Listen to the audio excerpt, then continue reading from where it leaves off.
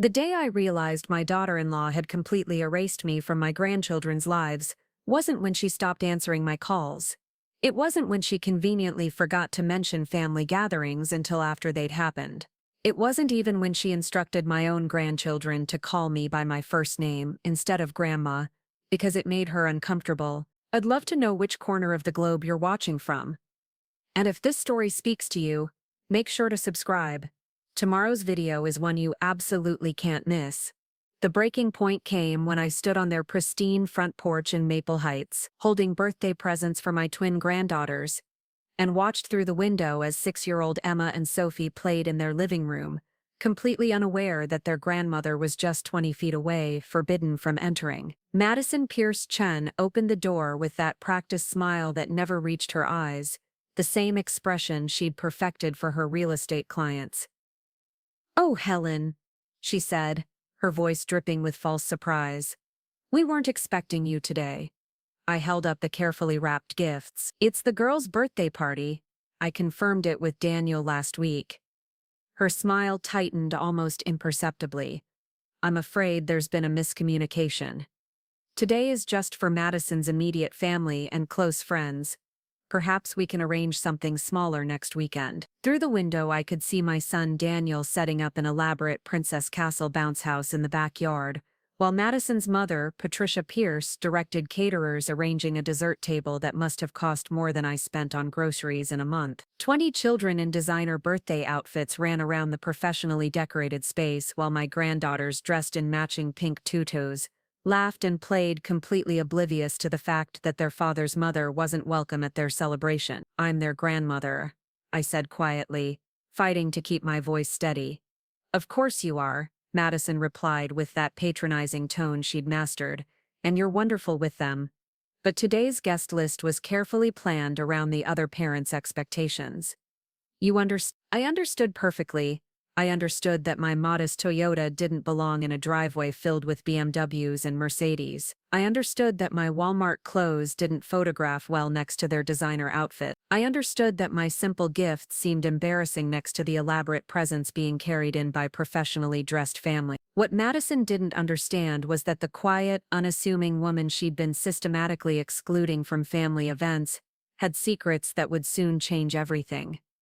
"My name is Helen Morrison, and this is how a seemingly powerless grandmother reclaimed her place in her family's life. I never intended to become the kind of mother-in-law who was whispered about in hushed tones. When Daniel brought Madison home 5 years ago, I was genuinely thrilled. My son had struggled through several relationships in his 20s, always seeming to choose women who either couldn't handle his demanding career as a software engineer or who found his quiet, thoughtful nature boring compared to flashier personalities.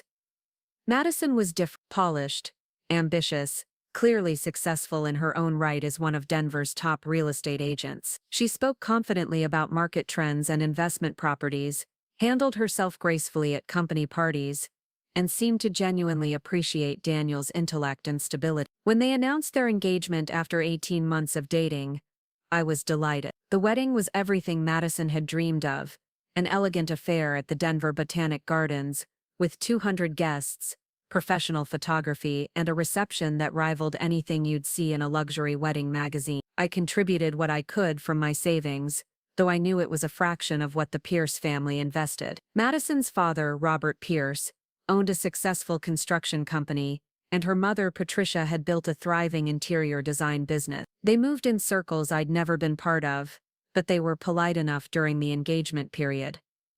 I lived modestly in Golden, Colorado, about 30 minutes from Denver, in the same small ranch house where I'd raised Daniel after his father died when he was 12. The house was paid off, thank goodness, and my job as a school secretary provided enough income to cover my expenses with a little left over for savings. It wasn't glamorous, but it was comfortable and familiar. The first signs of tension appeared during wedding planning. Madison had very specific ideas about everything, from the invitation design to the seating arrangements. When she suggested that perhaps I might want to wear something a little more contemporary than the navy blue dress I'd chosen, I graciously agreed to shop for something else. When she gently redirected my offer to help with centerpieces because she'd already hired a professional florist, I understood.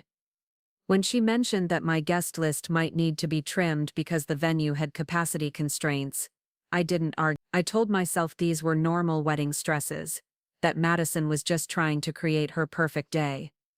And it was perfect, elegant, sophisticated, everything a young couple could want. I was proud of Daniel as he stood at the altar, handsome in his tuxedo, clearly adoring his bride. If I felt slightly out of place among the Pierce family's friends and Madison's real estate colleagues, well, that was a small price to pay for my son's happiness. The twins came along 2 years later, and initially I thought having grandchildren might bridge whatever subtle distance existed between Madison and me. Emma and Sophie were absolutely beautiful babies, identical except for a small birthmark on Emma's left shoulder. I was over the moon, ready to be the devoted grandmother I'd always imagined myself becoming. For the first few months, Madison seemed genuinely appreciative of my help. I would drive to their house in Cherry Creek twice a week, bringing homemade meals and offering to watch the babies so she could rest or handle work calls. Daniel was pulling long hours at his tech company, trying to establish himself for a promotion, and Madison was eager to return to real estate as soon as possible. My assistance seemed genuinely valued. But as the months passed, subtle changes began to emerge. Madison would make comments about my old-fashioned approaches to childcare, suggesting that my methods, which had successfully raised Daniel, weren't quite current with modern parenting philosophy. She invested in expensive organic baby food instead of using the homemade purees I offered to make. She hired a professional nanny 3 days a week, rather than accepting my offer to provide free childcare. I just think it's important for the girls to be exposed to current educational methodologies, she explained when I asked about the nanny choice. Svetlana has a degree in early childhood development from Switzerland. I nodded and smiled, swallowing my hurt. After all, every parent has the right to make their own choices about childcare. If Madison preferred professional help over grandmother's assistance, that was her prerogative. The exclusion started small. Birthday parties where I learned about the celebration after seeing photos on Madison's social media.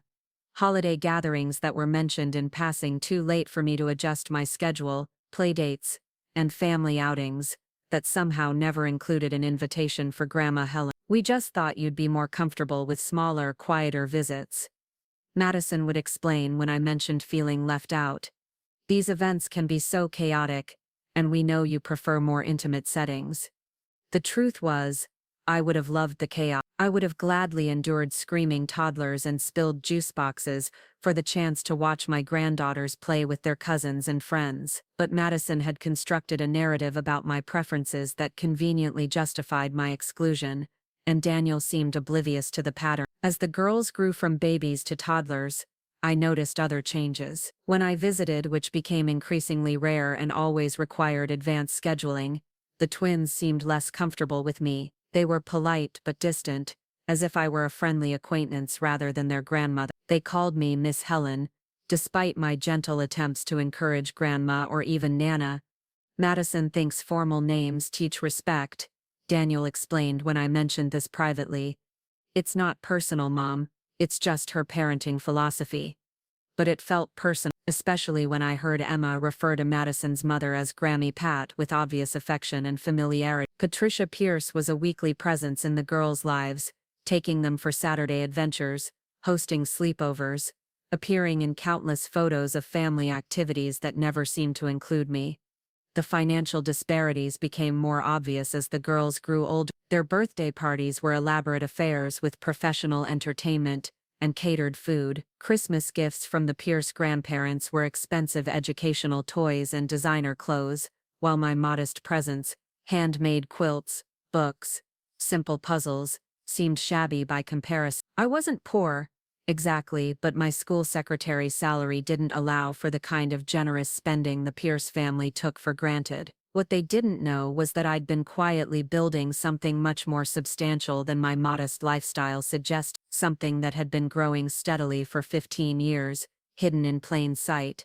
When Daniel's father, Michael, died in a construction accident when Daniel was 12, we received a substantial life insurance settlement. Most people knew about the basic policy that paid off our mortgage and covered funeral expenses. What they didn't know was that Michael had also carried a second, larger policy through his union that I'd never mentioned to anyone. The insurance money, combined with the settlement from the construction company's liability coverage, totaled nearly $400,000. Instead of upgrading our lifestyle or moving to a more expensive neighborhood, I made a decision that would shape the next 15 years. I invested almost all of it, and continued living exactly as we had before. I was terrified of making the wrong choices with money that represented my son's future security, so I found a reputable financial advisor and created a conservative investment portfolio. The bulk went into index funds and bonds, with smaller amounts in real estate investment trusts. I lived off my salary and let the investment grow, adding to it whenever possible. Over the years, as Daniel progressed through high school and college, I occasionally used small amounts for his education expenses or emergencies, but I never touched the principal. The account grew steadily, compounding year after year while I maintained my modest lifestyle in Golden. By the time Daniel married Madison, that initial investment had grown to over $800,000. By the time the twins were born, it had crossed the $1 million mark. And now, as I stood on their porch being politely excluded from my granddaughter's birthday party, it was approaching $1.5 million. Daniel had no idea about the extent of my investment. He knew I'd received some insurance money after his father's death, but he assumed it had been spent over the years on household expenses and his education. I'd never corrected this assumption, partly out of a desire to let him build his own financial independence, and partly because I'd grown comfortable with being underestimated. A lot of love and effort went into bringing this story to life. If you're enjoying it, we'd be so grateful if you'd subscribe to our channel. Now, back to where we left off. Madison certainly had no idea that the woman she treated as an embarrassing reminder of Daniel's modest origins had quietly become wealthier than her own family. The irony wasn't lost on me. She excluded me from events because she assumed I couldn't afford to fit in, never realizing that I could have easily paid for the entire birthday party without making a dent in my portfolio. As I drove home from Cherry Creek that afternoon, the unopened birthday present still in my passenger seat, I made a decision. I was tired of being polite, tired of accepting excuses, tired of watching my relationship with my granddaughters deteriorate because Madison found my presence inconvenient to her carefully curated family image. It was time for some changes. The following Monday, I made an appointment with Janet Rodriguez, the financial advisor who had been managing my investments for over a decade. Janet's office was in downtown Denver, in one of those gleaming towers that had always intimidated me slightly, but after 15 years of watching my modest investment grow into serious wealth, I was beginning to feel more comfortable in spaces I'd once found overwhelming. "Helen," Janet greeted me warmly as I entered her corner office with its impressive city views. "It's so good to see you. How are those beautiful granddaughters?" "That's actually what I want to discuss," I said, settling into the chair across from her desk. "I think it's time to make some changes to my financial arrangements." Janet raised an eyebrow. In all our years of working together, I'd been remarkably hands-off, content to let her manage the portfolio while I lived modestly off my salary. Any conversations about accessing the funds had been brief and focused on small amounts for specific needs. "What kind of changes are you thinking about?" she asked, pulling up my account on her computer screen. "I want to establish trust," I said, surprising myself with the firmness in my voice, "something that will benefit my granddaughters, but give me control over the timing and conditions of distributions." Janet nodded thoughtfully. "That's actually an excellent strategy for estate planning. Are you thinking about college funds, or something more comprehensive?" "More comprehensive," I replied. "I want to structure it so that the girls benefit, but also so that their parents understand exactly where the benefits are coming from." A small smile played at the corners of Janet's mouth. "I see. You're ready to stop being the secret millionaire." "Something like that," I agreed. "I'm tired of being underestimated, and I think it's time my family understood that dismissing someone isn't always the wisest strategy." Over the next hour, we discussed various options for restructuring my assets. Janet explained how a revocable trust could provide flexibility while ensuring that my intentions were clearly documented. We talked about educational provisions, milestone distributions, and contingency plans that would protect the girls' interests while preventing their parents from taking my contributions for granted. "There's one more thing," I said, as our meeting concluded. "I want to move some assets into more liquid investments. I have a feeling I might need access to substantial cash in the near future." Janet looked curious but didn't pry. "How substantial are we talking about?" "Potentially, several $100,000, I said, watching her expression remain professionally neutral despite the significant amount. "I can restructure part of your portfolio to provide that liquidity," she confirmed. "Though I'd recommend keeping the majority in long-term investments for continued growth." As I left Janet's office that afternoon, I felt a sense of anticipation I hadn't experienced in years. For too long, I'd allowed myself to be marginalized, dismissed as irrelevant to my own family's life. That was about to change. The opportunity came sooner than I expected. 3 weeks later, Daniel called me on a Thursday evening, his voice strained in a way I hadn't heard since his college years. "Mom, I need to ask you something, and it's going to sound strange." "I'm listening," I said, settling into my favorite chair with a cup of tea. "Do you remember when Dad died? And we got that insurance settlement?" My heart rate increased slightly. "Of course I remember.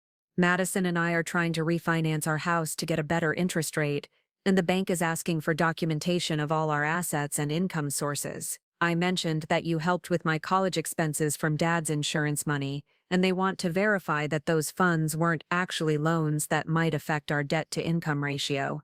I sipped my tea, considering my response carefully. "What exactly do they need?"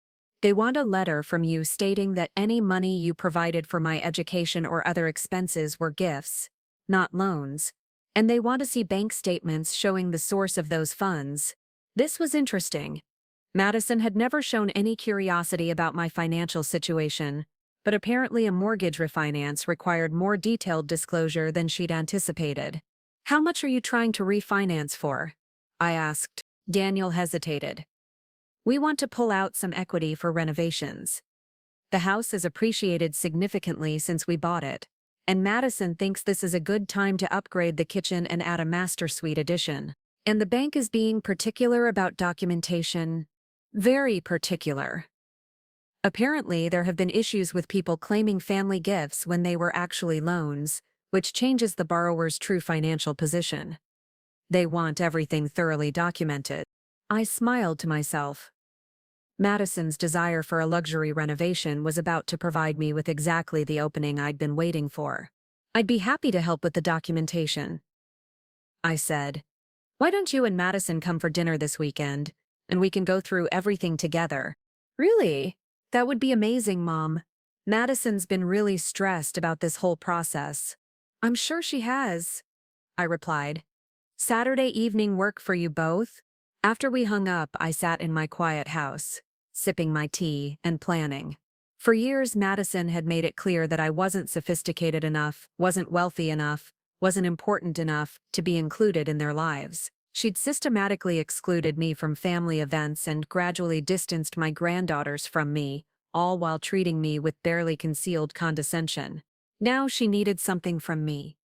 Something that would require her to sit in my modest living room, ask for my help, and acknowledge that the simple woman she'd been dismissing might actually be more relevant to her financial future than she'd ever imagined. Saturday evening was going to be very illuminating indeed. Saturday arrived with the kind of crisp October weather that made Colorado famous. I spent the morning preparing my house with unusual attention to detail, not because I was trying to impress Madison, that ship had sailed long ago, but because I wanted everything to be perfect for what was about to unfold. I made Daniel's favorite pot roast, the same recipe I'd used throughout his childhood, complete with the carrots and potatoes he'd always loved. The dining room table was set with my good china, the set Michael and I had received as a wedding gift. 32 years ago, I'd polished the silverware until it gleamed and arranged fresh flowers from my garden in the crystal vase that rarely saw use. At exactly 6 o'clock, Daniel's BMW pulled into my driveway. Through the window, I watched Madison survey my neighborhood with that expression I'd come to recognize, polite interest mixed with barely concealed superiority. The houses on my street were older, modest ranch homes built in the 1960s when Golden was still a small town rather than a Denver suburb. Most of my neighbors were retirees or young families just starting out, people who valued substance over appearance.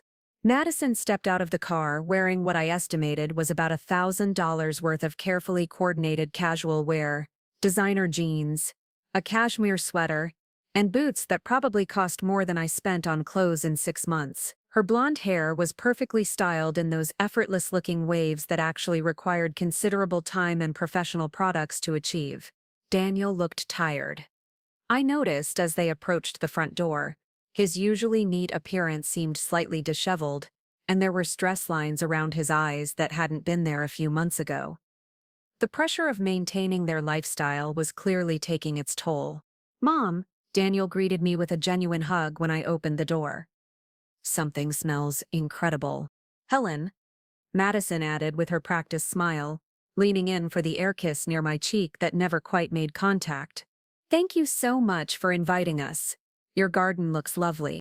"Thank you," I replied, leading them into the living room. "I hope you don't mind that I went ahead and prepared dinner. I thought we could eat first and then handle the paperwork afterward."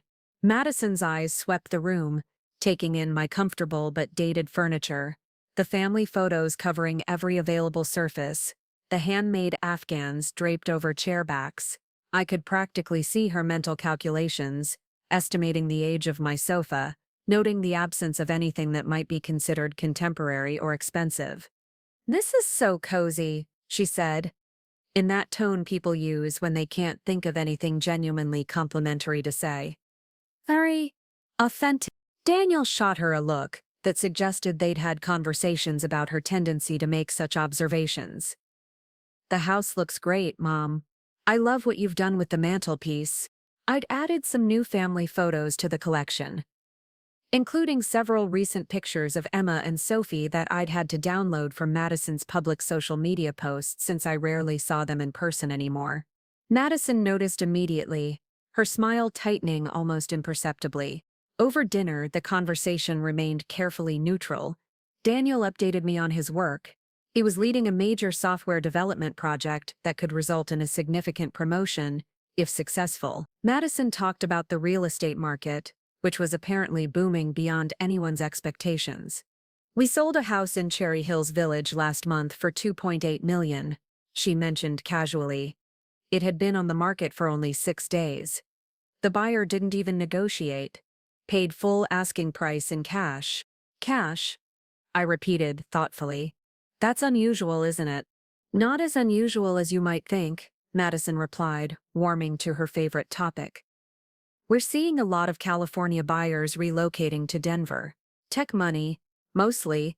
They're used to much higher prices, so our market seems like a bargain to them." "How interesting," I said, filing this information away for later consideration.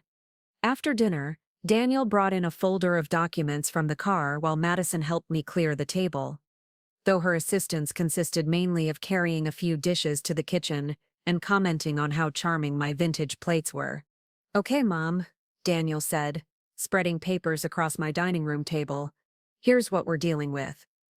The bank wants documentation going back 15 years for any significant financial gifts or transfers." I put on my reading glasses and examined the paperwork. Their current mortgage was for $850,000 on a house worth approximately $1.2 million.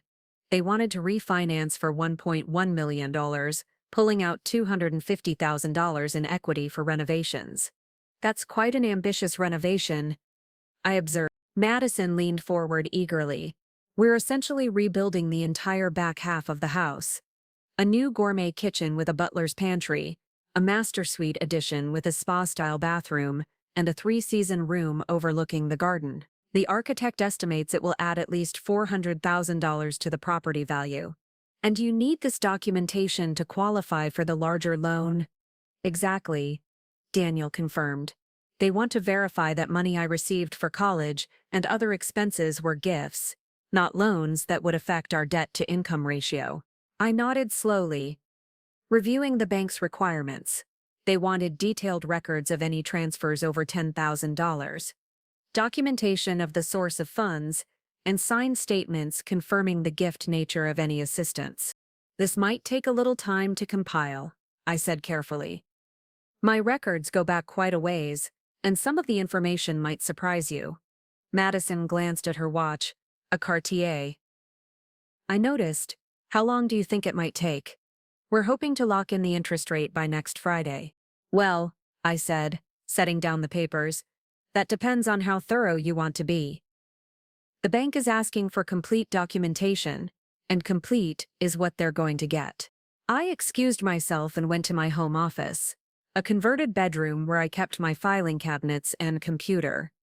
Over the years, I'd maintained meticulous records of every financial transaction, partly out of habit from my secretarial work and partly because I'd always been careful with money. I returned to the dining room with a thick folder and my laptop. Let's start with the basics, I said, opening the folder and spreading out the documents. Daniel, do you remember the insurance settlement after your father died? Some of it, he replied. I know it paid off the house and covered Dad's funeral expenses. That's correct, I confirmed. The basic life insurance policy through his employer was $150,000. After funeral costs and paying off our mortgage, there wasn't much left from that policy. Madison looked confused. But didn't you use some of that money for Daniel's college tuition? No, I said simply. Daniel's college expenses came from a different source entirely. I pulled out a bank statement from 15 years ago, one that I'd never shown to anyone. Your father also carried a separate life insurance policy through his union. A much larger policy that most people didn't know about. Daniel's eyes widened as he saw the numbers on the statement. Mom, this shows a deposit of $300. That's correct, I confirmed. And there was also a settlement from the construction company's liability insurance for the accident. Another 100. Madison's carefully composed expression faltered slightly. So you received over $500,000? $30,000 total, I said matter-of-factly. Which, as you can see from these investment account statements, I invested rather conservatively in 2008. I opened my laptop and pulled up my current portfolio summary, turning the screen so they could both see it clearly. The silence that followed was profound. Daniel stared at the screen for a long moment before speaking. Mom, this says your investment account is worth $1.47 million as of yesterday's close, I finished. The original $500,000 has performed quite well over the past 15 years. Madison's face had gone pale beneath her carefully applied makeup. You're a millionaire? Technically, yes, I replied calmly. Though I've continued living on my salary and letting the investments grow, I've never felt the need to change my lifestyle. Daniel ran his hands through his hair, a gesture I recognized from his childhood when he was trying to process something unexpected. But Mom, why didn't you ever mention this? All these years I thought, you thought I was just a small-town secretary living paycheck to paycheck, I finished gently, which is exactly what I wanted you to think. I believed it was important for you to build your own financial independence without relying on family wealth. Madison found her voice, though it came out slightly strained. When you helped with his college expenses, I used about $40,000 total over 4 years, I said, pulling out the relevant statements. As you can see, it barely made a dent in the overall portfolio. And you just never mentioned this? Daniel asked, still staring at the computer screen. There never seemed to be a reason to, I replied. You were doing well on your own, building a successful career, creating your own life. I was proud of your independence. Madison had recovered enough to start asking more pointed questions. But surely with this kind of money, you could have. I mean, your house, your car, could it be much more expensive? I suggested. Certainly, but I like my house. I like my car. I like my life. Money doesn't have to change everything, Madison.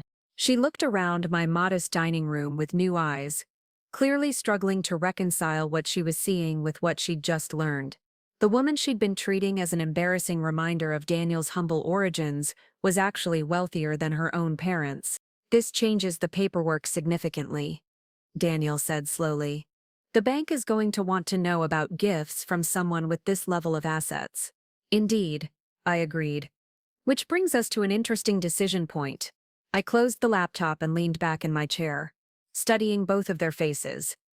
Madison looked stunned, while Daniel appeared to be cycling through a complex series of emotions: surprise, confusion, and what might have been the beginning of understanding.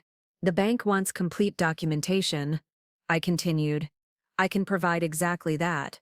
Every gift, every transfer, every penny accounted for with proper documentation. But that level of transparency goes both ways." "What do you mean?" Madison asked cautiously. "Well, for instance, if I'm documenting gifts to Daniel, I should probably also document gifts to the grandchildren. The savings accounts I opened for Emma and Sophie, the education funds I've been contributing to monthly. The bank might find those relevant to your overall financial picture." Daniel looked confused. "What savings accounts?" I smiled. "The ones I opened when the girls were born. I've been contributing $500 per month to each account for the past 6 years. They're up to about $40,000 each now, thanks to compound interest." Madison's mouth fell open slightly. "You've been giving our daughters money without telling us?" "I've been securing their future," I corrected. "Just as I secured Daniel's. The accounts are in trust, accessible for education expenses or when they turn 25, whichever comes first. But we never authorized," Madison began, then stopped as the implications sank in. "You never asked," I said simply.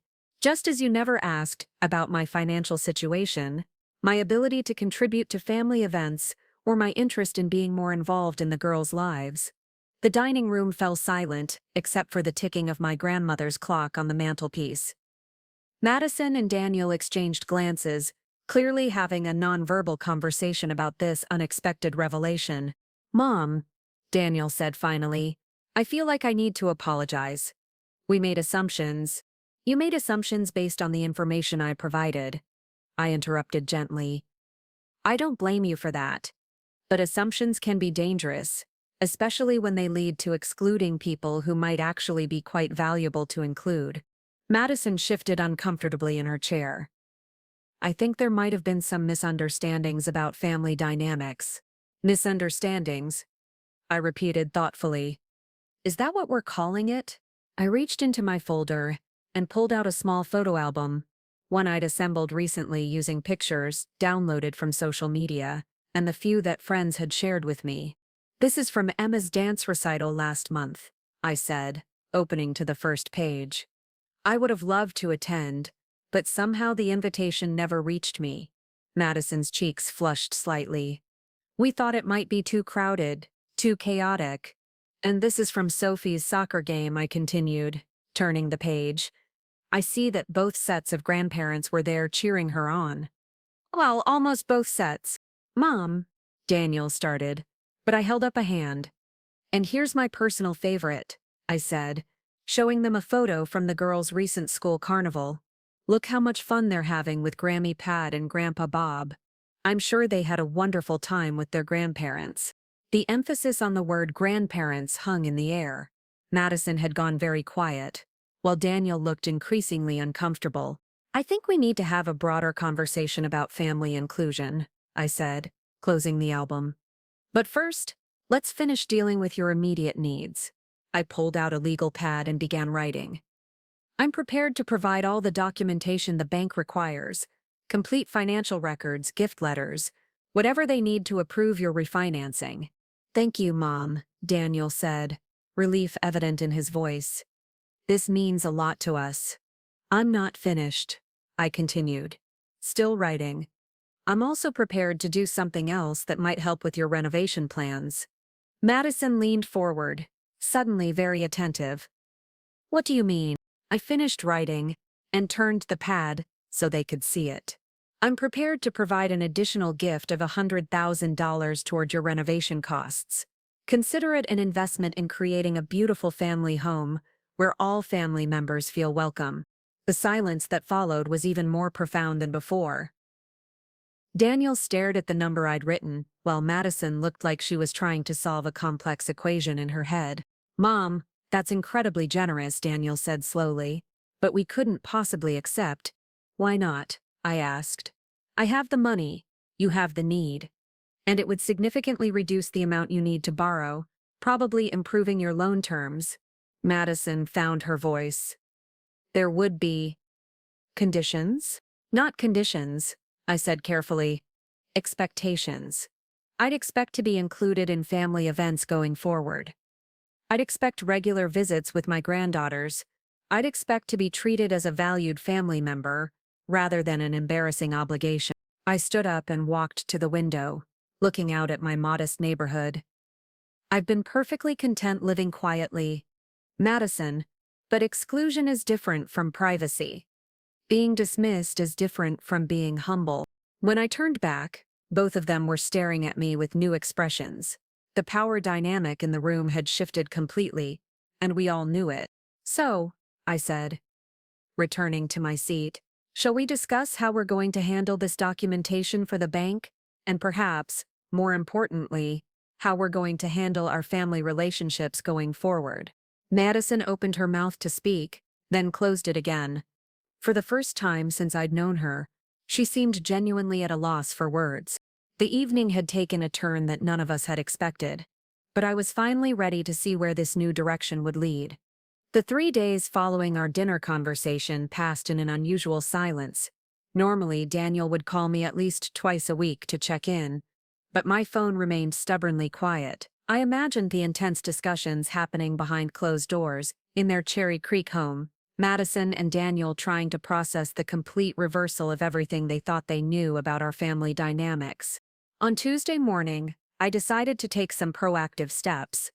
I drove to downtown Denver and visited the offices of Harrison Wells and Associates, one of the city's most prestigious estate planning firms.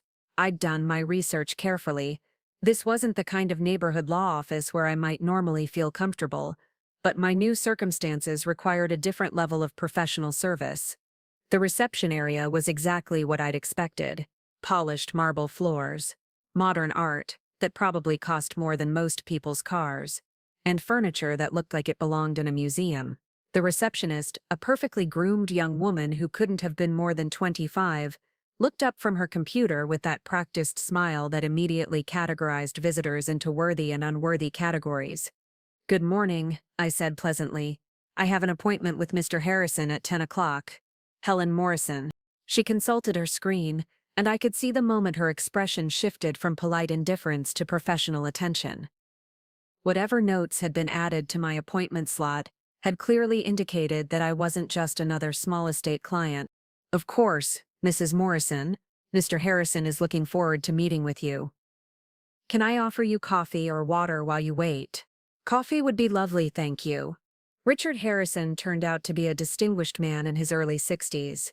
With silver hair and the kind of understated confidence that came from decades of handling significant wealth.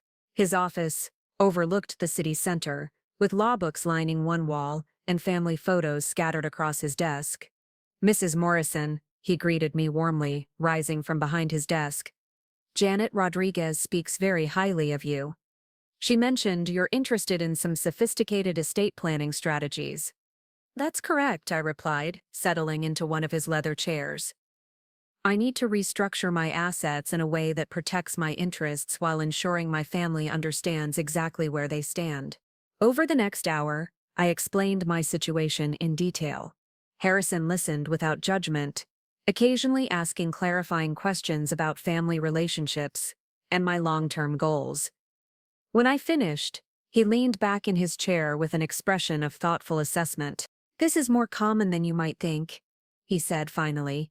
"Adult children who make assumptions about their parents' financial capacity, often leading to unfortunate family dynamics.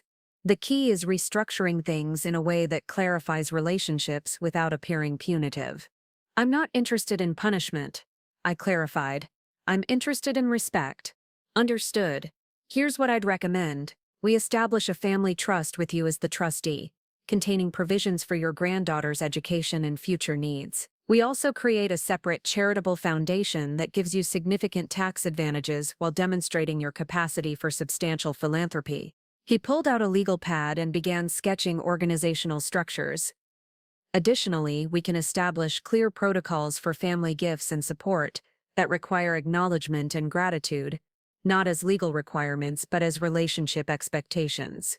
And if those expectations aren't met, Harrison smiled slightly, then the trust provisions can be modified.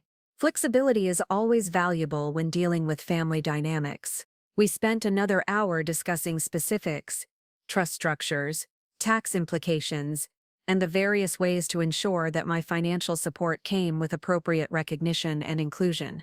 By the time I left his office, I had a clear plan for the coming weeks. Thursday afternoon brought the call I'd been expecting. "Mom?" Daniel's voice sounded strained, uncertain. "Could we talk? Madison and I have been discussing everything, and we'd like to meet with you again." "Of course," I replied. "Would you like to come here or would you prefer neutral territory?" There was a pause, presumably while he consulted with Madison. "Actually, we were hoping you might come to our house. We'd like the girls to see you." And Madison thought, well, she thought it might be appropriate for us to host this time. Interesting. Madison wanted me to see their house, to understand the lifestyle they'd built, perhaps to appreciate why my financial support would be so meaningful to them. "I'd be happy to visit," I said. "When does it work for you? Would Saturday afternoon be okay? Maybe around 2? We could have an early dinner together." "That sounds perfect. Should I bring anything?" "Just yourself, Mom, and maybe some of those chocolate chip cookies the girls remember from when they were little." My heart lifted at this small acknowledgement that my granddaughters actually had positive memories of me, despite Madison's systematic efforts to distance them. "I'd love to make cookies for them," I said. "I'll see you Saturday." Saturday morning, I spent extra time preparing. I made 3 dozen chocolate chip cookies using my grandmother's recipe, the same one I'd used when Daniel was young. I dressed carefully in one of my better outfits, not trying to compete with Madison's designer wardrobe, but wanting to present myself as someone who deserved respect.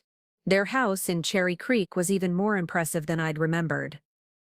The Tudor Revival architecture suggested old money and established taste, while the perfectly manicured landscaping spoke of significant ongoing maintenance costs. Daniel's B&W sat in the driveway next to Madison's white Mercedes SUV, both vehicles gleaming in the afternoon sun. Madison answered the door herself, dressed casually but expensively in what I recognized as Lululemon athletic wear that probably cost more than my monthly grocery budget.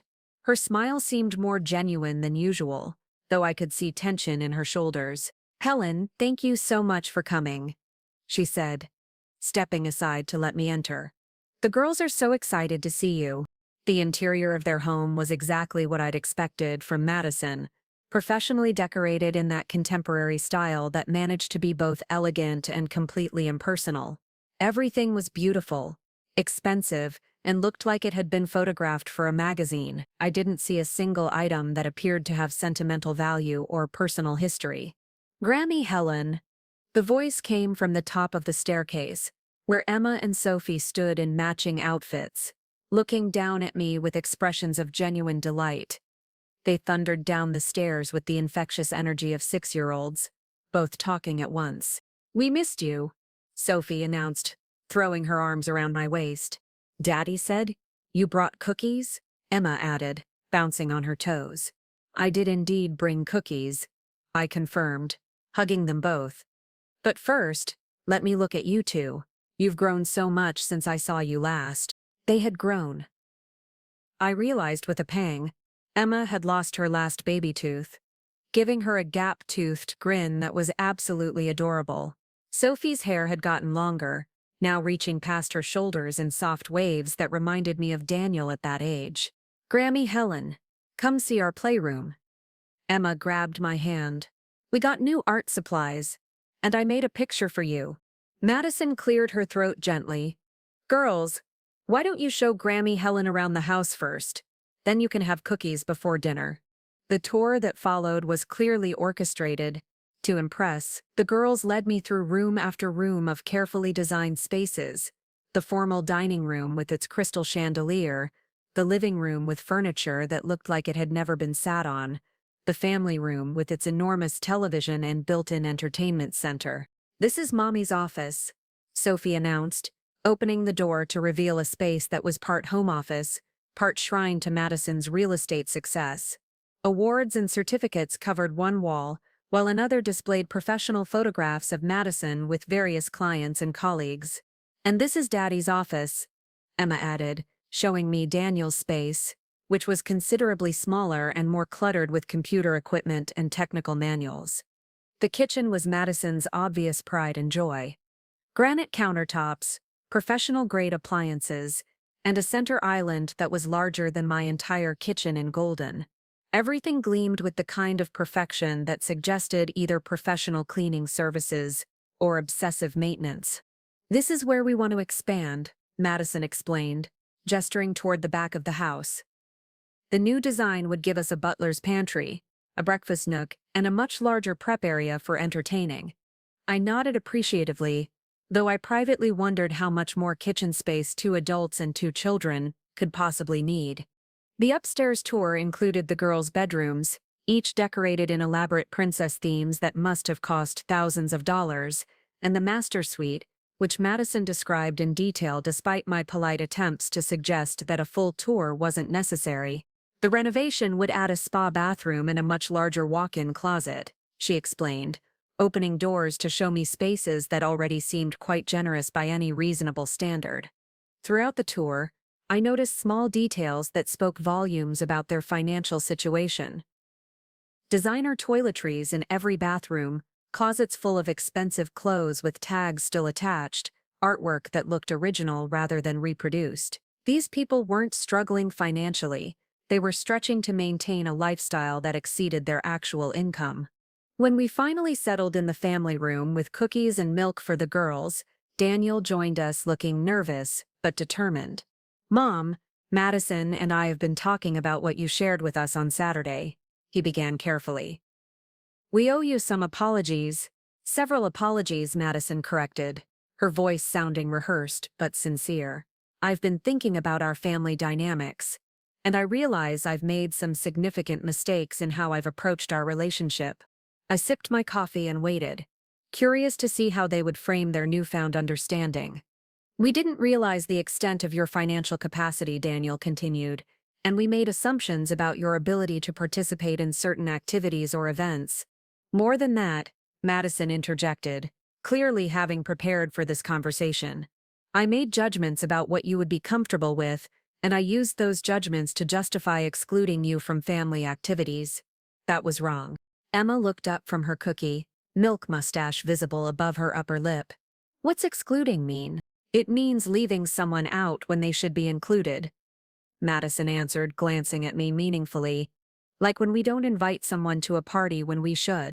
Sophie, ever the more perceptive twin, caught the subtext immediately. "Were you leaving Grammy Helen out of our parties?" The question hung in the air with the particular weight that only children's directness can provide. Madison's carefully composed expression faltered slightly as she searched for an age-appropriate response that wouldn't make her look like the villain in her daughter's eyes. "Sometimes," Madison admitted finally, "grown-ups make mistakes about what other grown-ups want to do. I thought Grammy Helen might not want to come to some of our activities, but I should have asked her instead of deciding for her." "That's silly," Emma declared with 6-year-old certainty. "Grammy Helen always wants to see us."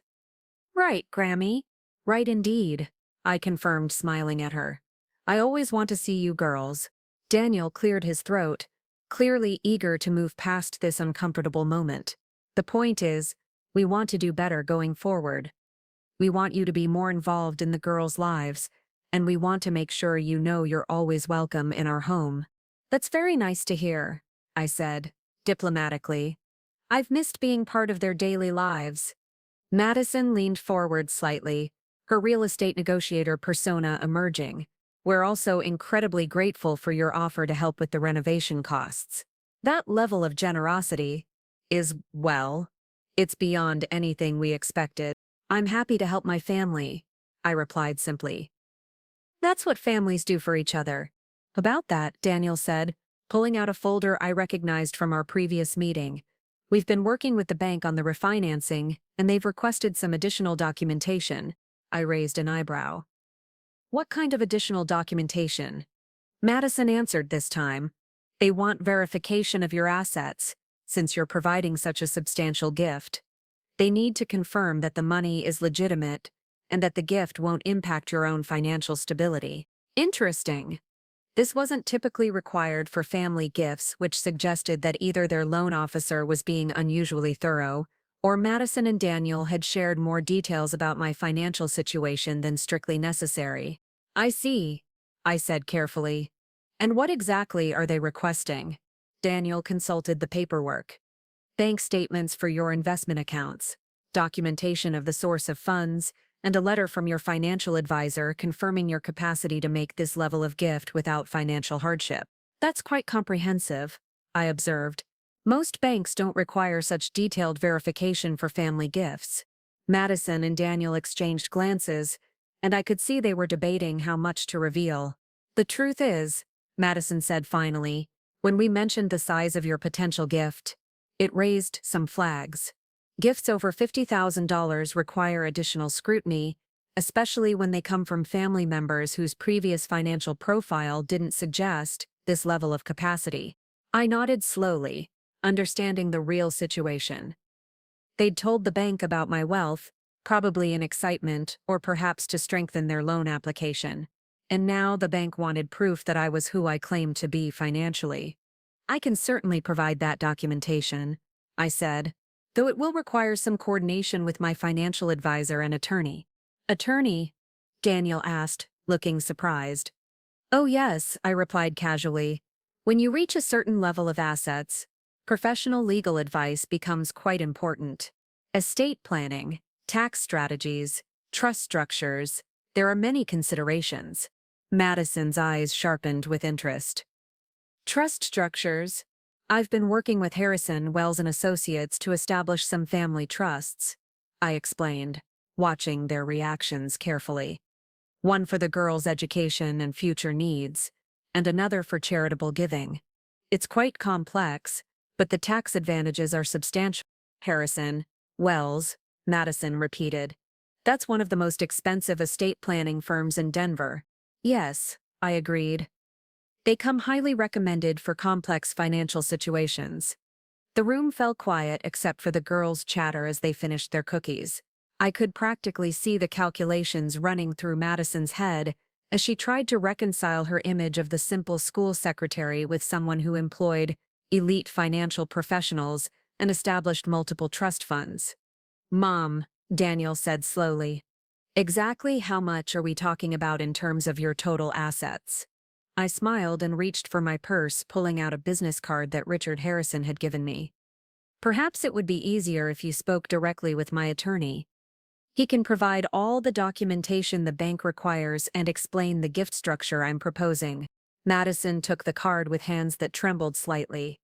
Harrison, Wells & Associates was printed in elegant script, with Richard Harrison's name and credentials listed below. This is really happening, she murmured, more to herself than to anyone else. Oh, it's definitely happening, I confirmed. The question is whether you're prepared for what comes next. As if on cue, Emma tugged on my sleeve. Grammy Helen, will you come to my school play next week? I'm playing with a tree in the forest scene. I looked directly at Madison before answering. I would love to come to your school play, sweetheart. If your parents think that would be appropriate. Madison's smile this time was completely genuine. If somewhat overwhelmed, of course it would be appropriate. We'll make sure you have all the details. Sophie, not to be outdone by her sister, added. And my soccer game is next Saturday. I scored 2 goals last week. I wouldn't miss it, I promised, meaning every word. As the afternoon progressed into evening, I found myself genuinely enjoying time with my granddaughters for the first time in months. Madison and Daniel seemed to be making a conscious effort to include me in conversations and activities, though I could see the adjustment was challenging for them. When it came time to leave, both girls hugged me tightly and made me promise to visit again soon. Madison walked me to the door, her demeanor noticeably different from any of our previous interactions. "Helen," she said quietly, "I want you to know that I'm committed to doing better. I made assumptions and judgments that were unfair to you and harmful to our family. I hope you'll give me a chance to prove that things can be different." "I appreciate that, Madison," I replied. Change is always possible when people are willing to acknowledge their mistakes and work to correct them. As I drove home to Golden, I reflected on the afternoon's developments. The power dynamic had indeed shifted, but more importantly, I'd been able to spend quality time with Emma and Sophie for the first time in far too long. The coming weeks would test whether Madison's newfound respect was genuine or simply motivated by financial considerations. Either way, I was finally in a position to ensure that my relationship with my granddaughters would no longer be subject to her arbitrary decisions. The game, as they say, had changed completely. The following Tuesday brought an unexpected phone call that would test just how genuine Madison's newfound attitude really was. I was in my kitchen, preparing lunch and reviewing some trust documents Richard Harrison had sent over when my phone rang. "Mrs. Morrison?" "This is Patricia Pierce, Madison's mother." I paused, holding the phone a bit tighter. In all the years Madison had been part of our family, Patricia and I had barely exchanged more than polite pleasantries at weddings and holiday gatherings. Her calling me directly was unprecedented. "Hello, Patricia," I replied carefully. "How can I help you?" "Well," she began, her voice carrying that particular strain people used when they were about to ask for something significant. "I understand there have been some recent developments regarding your financial situation that have come as quite a surprise to everyone." Word traveled fast in certain circles, apparently. I wondered exactly how much Madison had shared with her parents about my revelation. "Developments is an interesting way to put it," I said neutrally. "Yes. Well, the thing is, Robert and I are facing a bit of a cash flow situation with the business right now. Construction has been slower this quarter, and we have some significant equipment loans coming due. When Madison mentioned your capacity for family assistance, we thought perhaps we might discuss a potential arrangement." The audacity was breathtaking. Patricia Pierce, who had spent years treating me like an unwelcome reminder of her daughter's decision to marry beneath her social station, was now calling to ask for money. "I see," I said, sitting down at my kitchen table. "And what kind of arrangement were you envisioning?" "Nothing dramatic," she continued quickly. "Perhaps a short-term loan of $200,000 to help us through this rough patch. We'd pay it back with interest.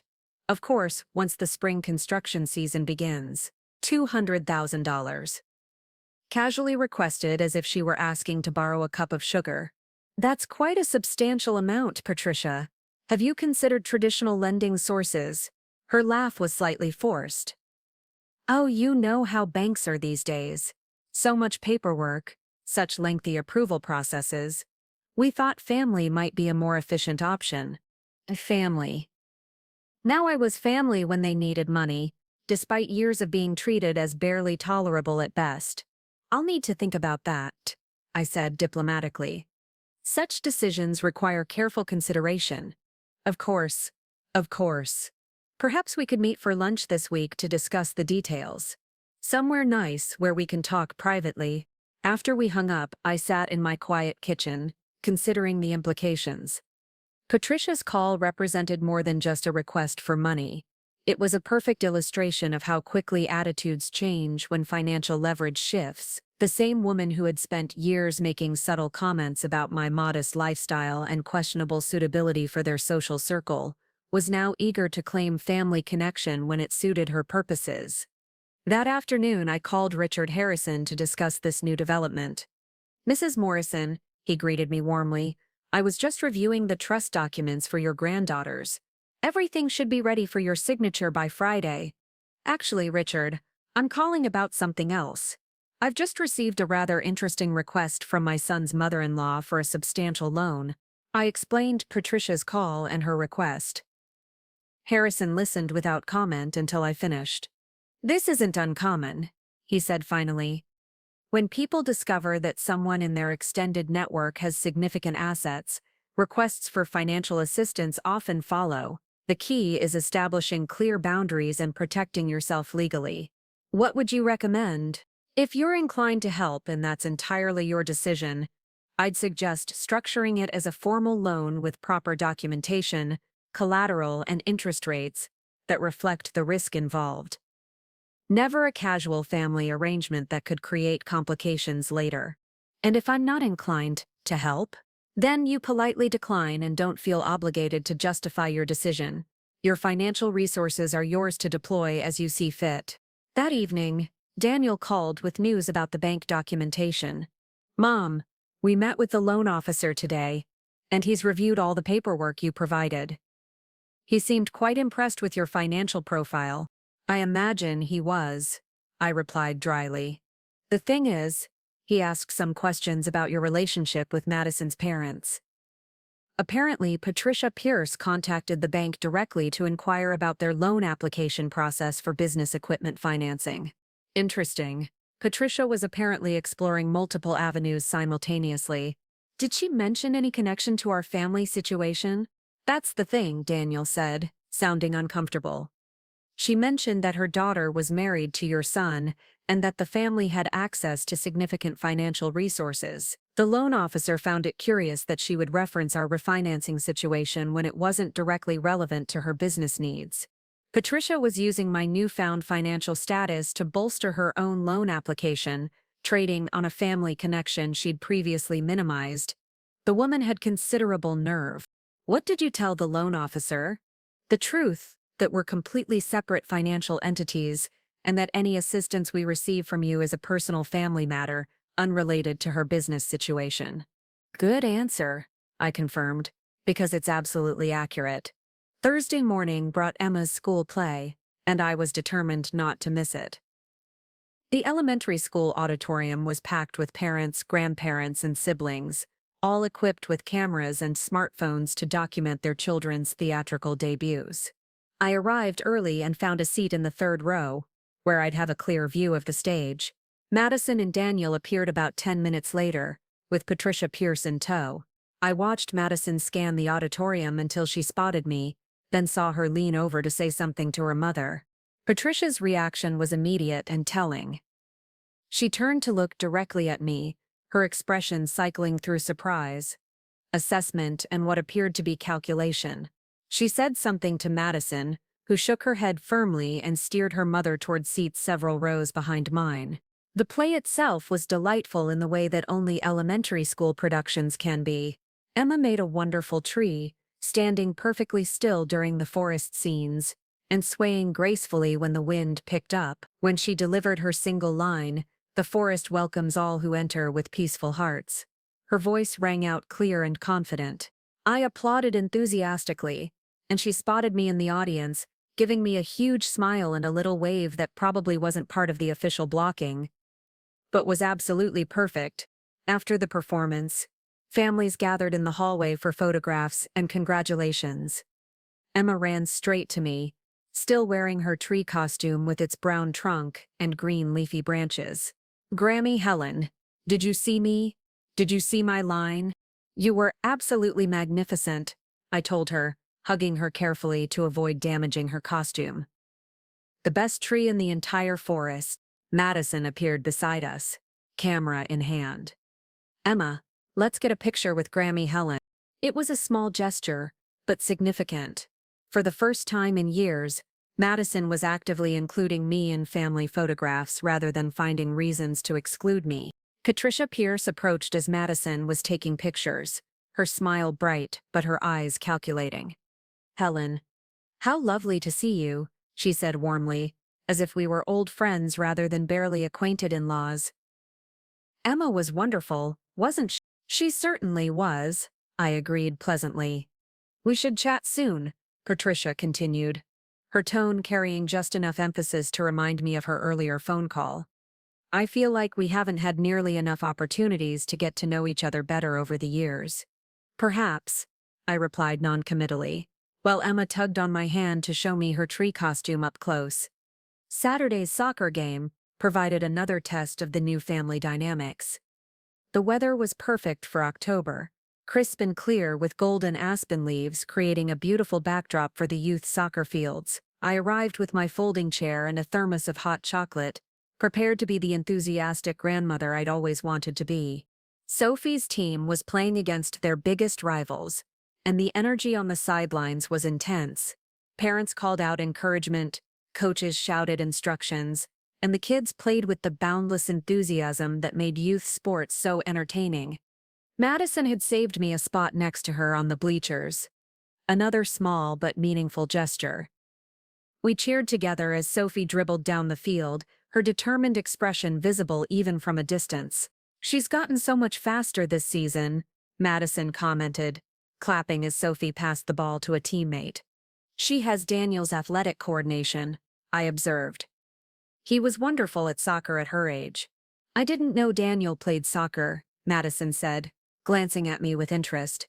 "For 6 years," I confirmed. "From age 5 to 11. He was quite good. Made the select team when he was 10.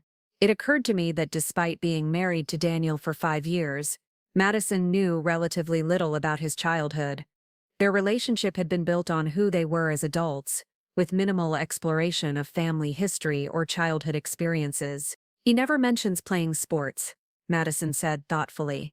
"Daniel's always been modest about his accomplishments," I replied. "Even as a child, he preferred to let his actions speak rather than talking about his successes." Sophie scored a goal in the second half, a beautiful shot that sailed past the goalkeeper's outstretched hands. The celebration on our side of the field was jubilant, with Sophie running toward the sidelines with her arms raised in victory. "That's my granddaughter," I called out, probably louder than was strictly appropriate for a grandmother, but I didn't care. Sophie beamed at me from the field, clearly thrilled to have her cheering section acknowledge her achievement. After the game, as we were packing up our chairs and thermoses, Madison turned to me with an expression that seemed genuinely troubled.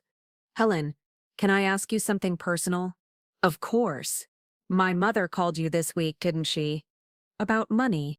I considered how to respond. Madison obviously knew about the call, which meant Patricia had probably discussed it with her. "She did," I confirmed simply.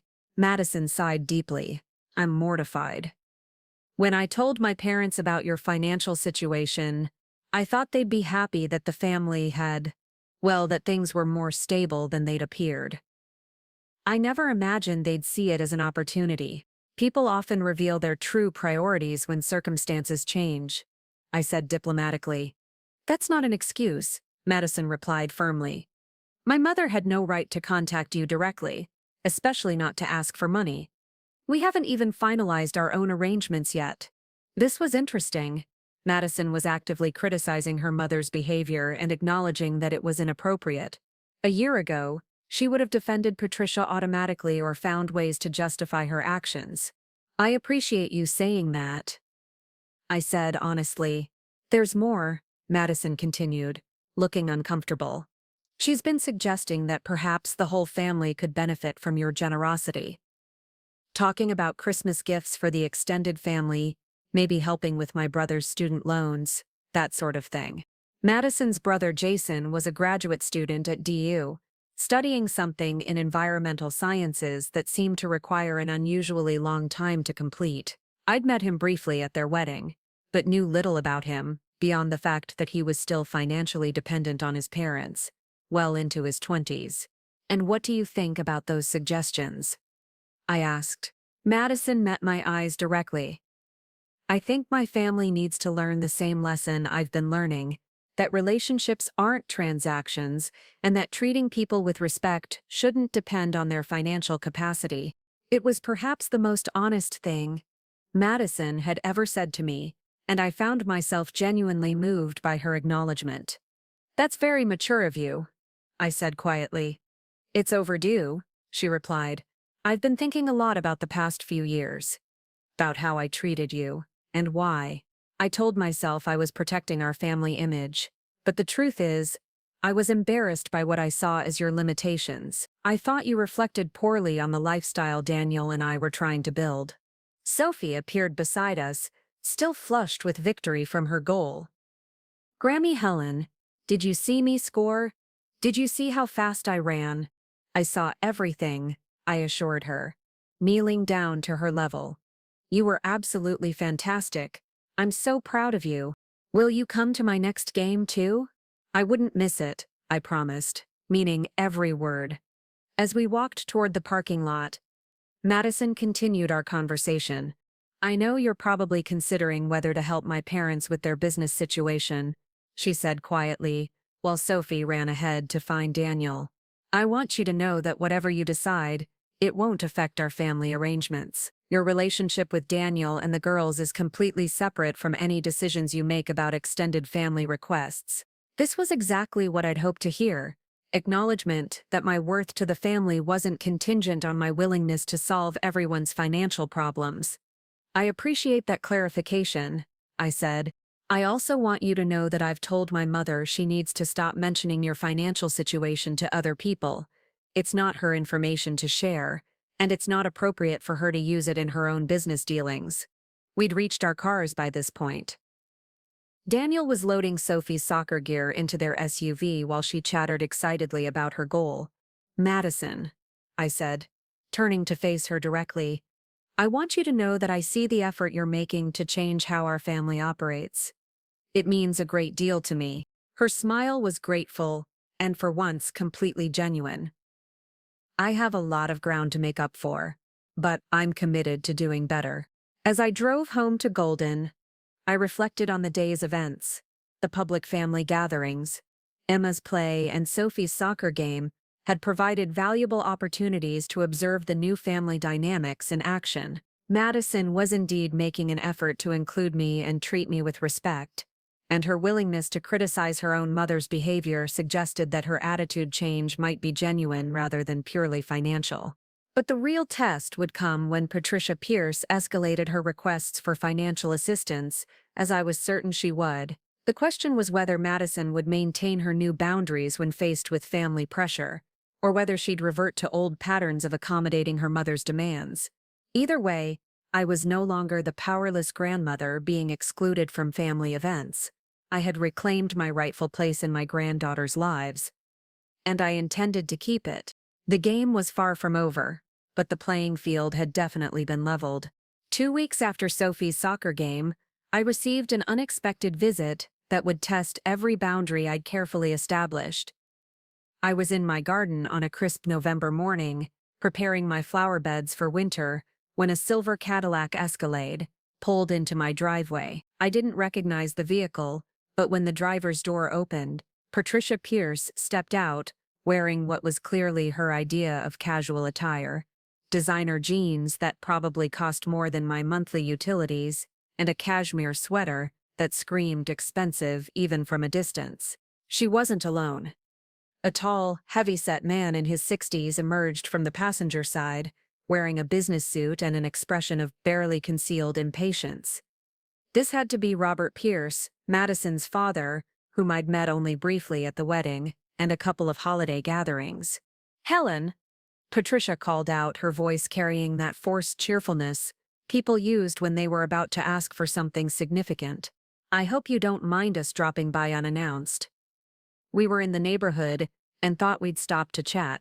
The neighborhood excuse was laughable. Golden was at least 30 minutes from their home in Greenwood Village, and there was absolutely nothing in my modest area that would bring people of their social and economic status here for any legitimate reason. I set down my gardening tools and brushed the soil from my hands. Patricia, Robert, this is certainly unexpected. Robert stepped forward, extending his hand with the kind of firm handshake that was meant to convey authority and trustworthiness. Helen, good to see you again. Patricia's been telling me about your recent conversations.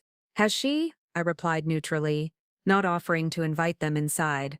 Something about their demeanor suggested this wasn't a social call, and I preferred to keep some physical distance between us and the sanctuary of my home. The thing is, Patricia continued, glancing around my yard with the same assessing expression I'd seen Madison use. We've been giving a lot of thought to family dynamics lately, how important it is for everyone to support each other, especially during challenging times. Family support is indeed important, I agreed carefully. Robert cleared his throat, clearly prepared to take over the conversation. Helen, I'll be direct. Patricia mentioned that you might be in a position to provide some assistance with a temporary cash flow situation we're experiencing. Temporary, I repeated, thoughtfully. Absolutely temporary, he confirmed quickly. The construction business has seasonal fluctuations, and we've had some unexpected delays on a major commercial project. Nothing serious, just timing issues that have created a short-term gap. Patricia nodded enthusiastically. We've always been financially conservative. You understand. This is just an unusual circumstance that requires a creative solution. I studied both of their faces, noting the tension beneath their confident expressions.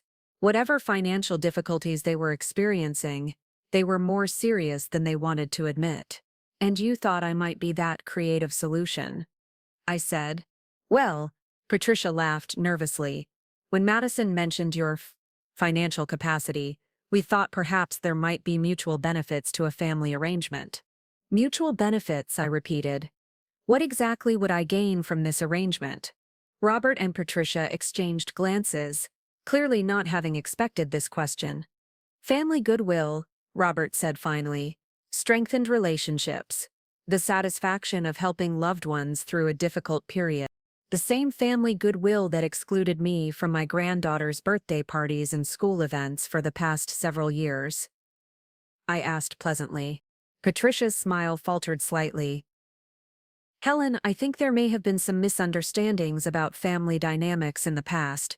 No misunderstandings, I interrupted gently. Very clear understanding. Actually, I was considered embarrassing to your family's image, and systematically excluded from events, because my presence didn't fit the aesthetic you wanted to project. Robert's face flushed slightly. Now see here, Helen.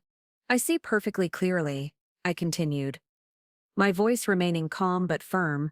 I see that my value to your family has suddenly increased dramatically, not because of any change in my character or worthiness, but because of information about my financial capacity. The silence that followed was uncomfortable, filled only by the sound of wind rustling through the bare branches of my oak tree. Look, Robert said finally, abandoning the pretense of family solidarity. This is a business proposition. We need $200,000 for 90 days. Maximum. We'll pay you 6% interest, which is better than you'll get from any bank CD. 6% for 90 days, I calculated aloud. That would be about $3,000 in interest. Exactly, Patricia said eagerly. Easy money for you. And it solves our problem. I smiled slightly. The thing is, Patricia, I'm not particularly interested in easy money. If I were, I would have been making different financial choices for the past 15 years. Then what are you interested in? Robert asked, his patience clearly wearing thin. I'm interested in genuine family relationships built on mutual respect rather than financial convenience, I replied. I'm interested in being valued for who I am rather than what I can provide. I'm interested in authentic connections that don't shift based on bank account balances. Patricia opened her mouth to respond, but I held up a hand to stop her. The answer to your request is no, I said clearly. Not because I can't afford to help, but because this request represents exactly the kind of transactional relationship I'm no longer willing to participate in. Robert's face darkened. You're making a mistake, Helen. Family is family, and there may come a time when you need something from us.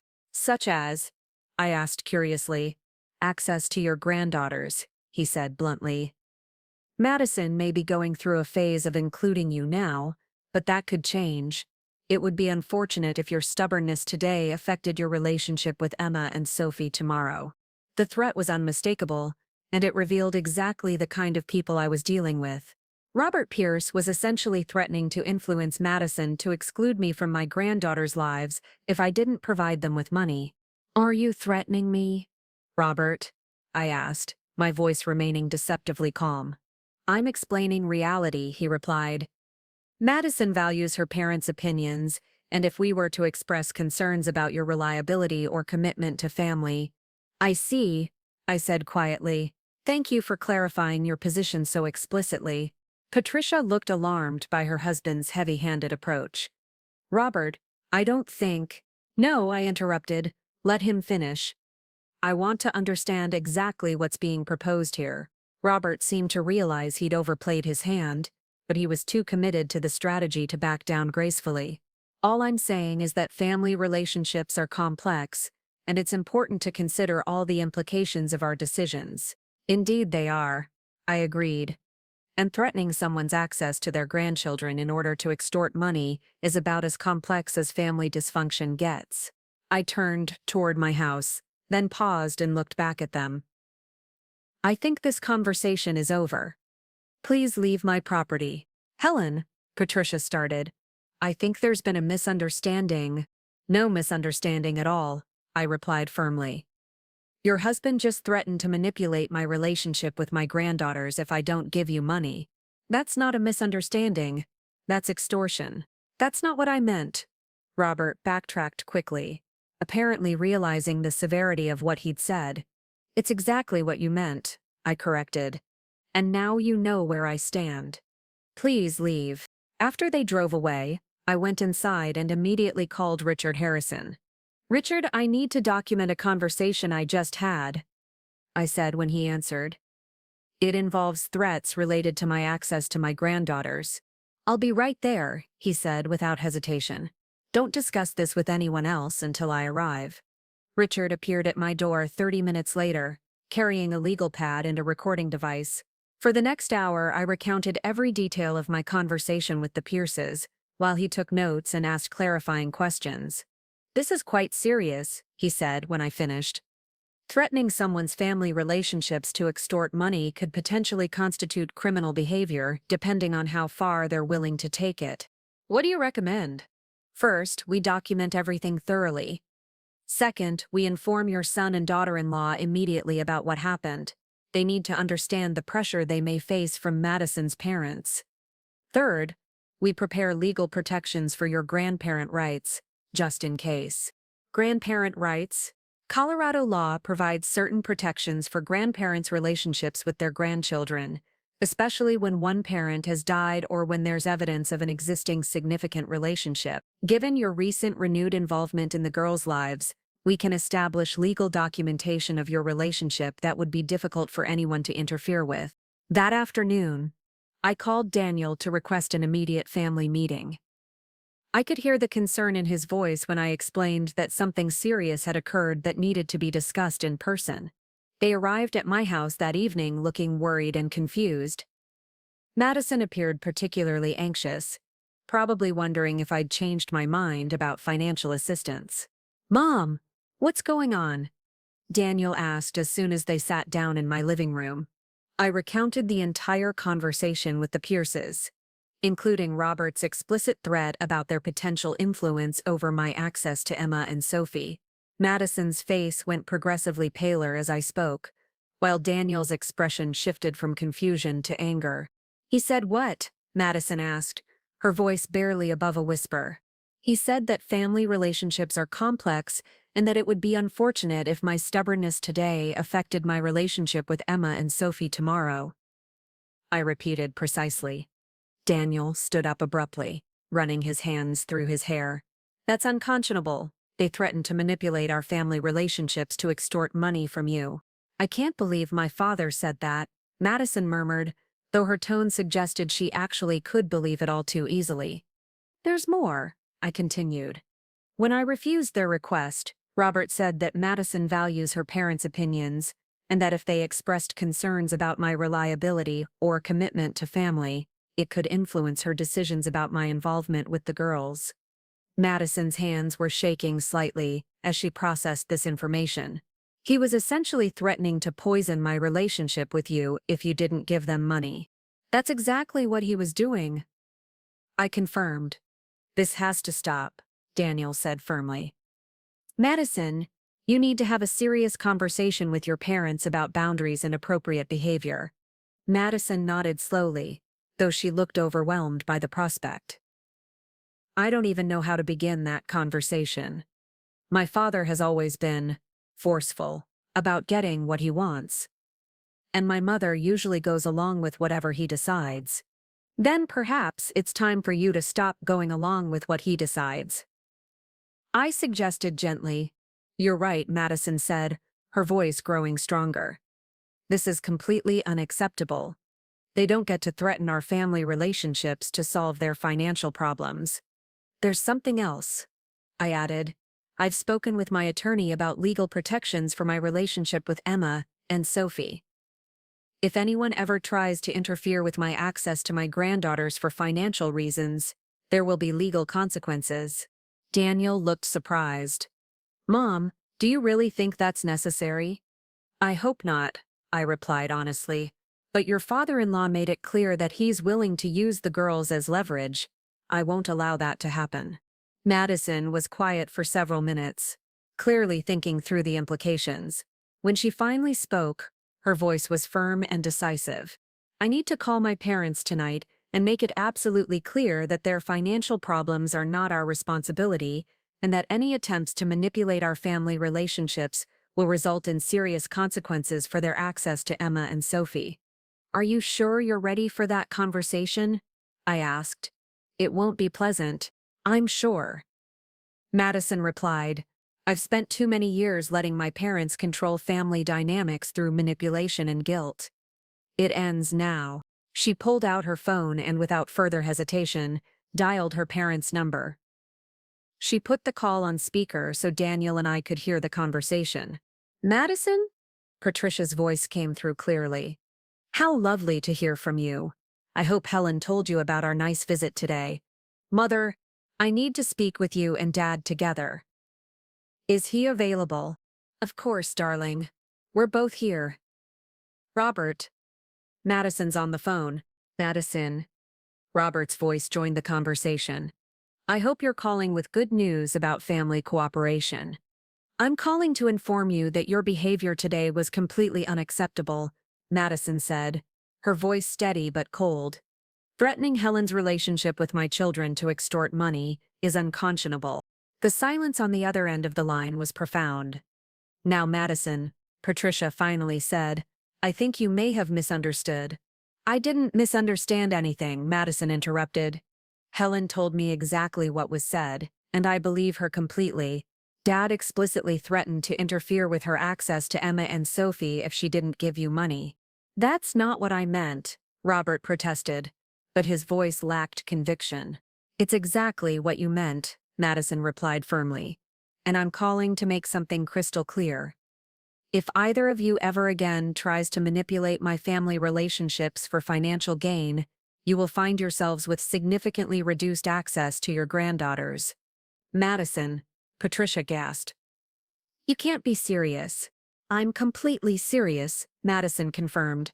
Helen is Emma and Sophie's grandmother, and she has every right to a relationship with them that's free from financial coercion. Your money problems are your responsibility to solve, not ours, and certainly not Helen's. We're your parents, Robert said, his voice carrying a tone of wounded authority. We deserve some consideration from this family. You deserve respect when you behave respectably, Madison replied. Threatening to manipulate children's relationships with their grandmother is not respectable behavior. The conversation continued for another few minutes, with Patricia and Robert alternating between defensive justifications and attempts to guilt Madison into reconsidering her position. Madison remained firm throughout, clearly drawing boundaries that her parents had never encountered from her before. When the call ended, Madison looked drained but resolute. I should have had that conversation years ago, she admitted. My parents have always used emotional manipulation to control family dynamics, and I've always given in to keep the peace. Change is never easy, I said sympathetically, but necessary change is worth the temporary discomfort. Daniel reached over and squeezed Madison's hand. I'm proud of you for standing up to them. I'm proud of me too, Madison replied with a small smile. And I'm sorry, Helen, that you had to deal with their behavior at all. This should never have happened. It revealed some important truths about family priorities, I said diplomatically. Sometimes clarity is worth the unpleasantness required to achieve it. As they prepared to leave that evening, Madison turned to me with an expression of determination.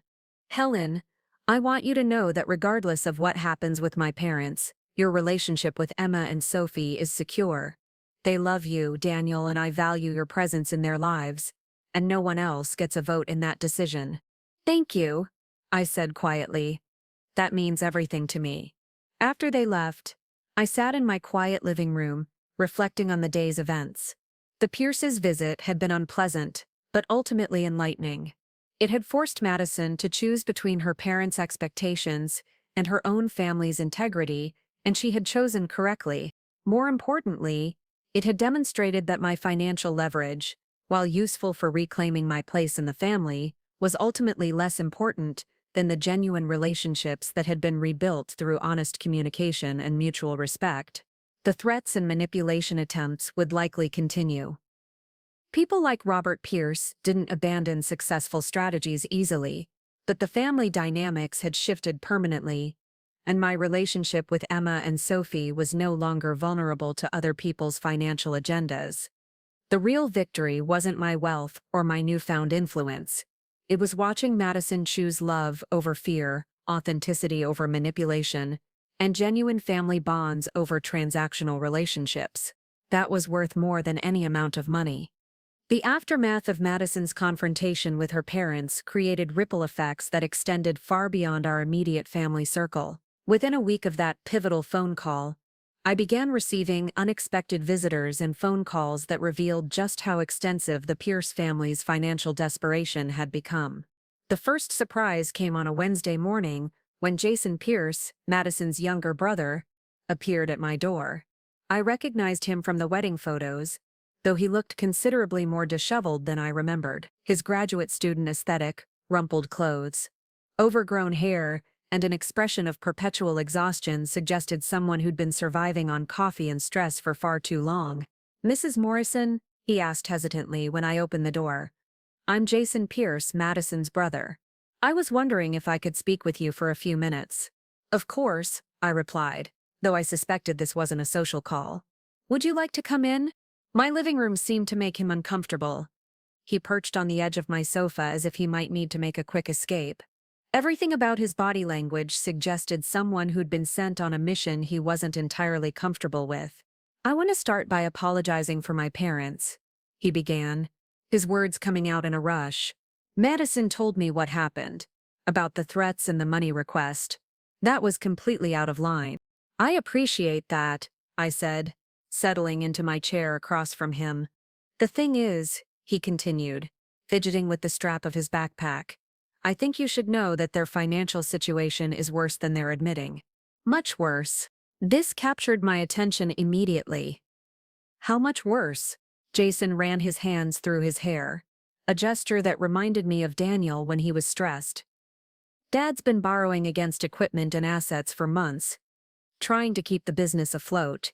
He owes money to suppliers, subcontractors, even some of his employees. The house is mortgaged to the limit." "How do you know all this?" "Because he asked me to drop out of graduate school and get a job to help with expenses," Jason said bitterly. "When I refused, he told me exactly how dire things were, thinking it would guilt me into compliance." I studied the young man's face, seeing genuine distress beneath his exhaustion. "And now he sent you to me." Jason flushed slightly. "Not exactly. He doesn't know I'm here. But Mom mentioned that you'd refuse to help. And I thought maybe if you understood the full scope of the problem. You thought I might change my mind," I finished. "I thought you might consider a smaller amount," he said quietly. "Not the $200,000 they asked for, but maybe enough to keep the business from going under completely. If Dad loses the company, it won't just affect him and Mom.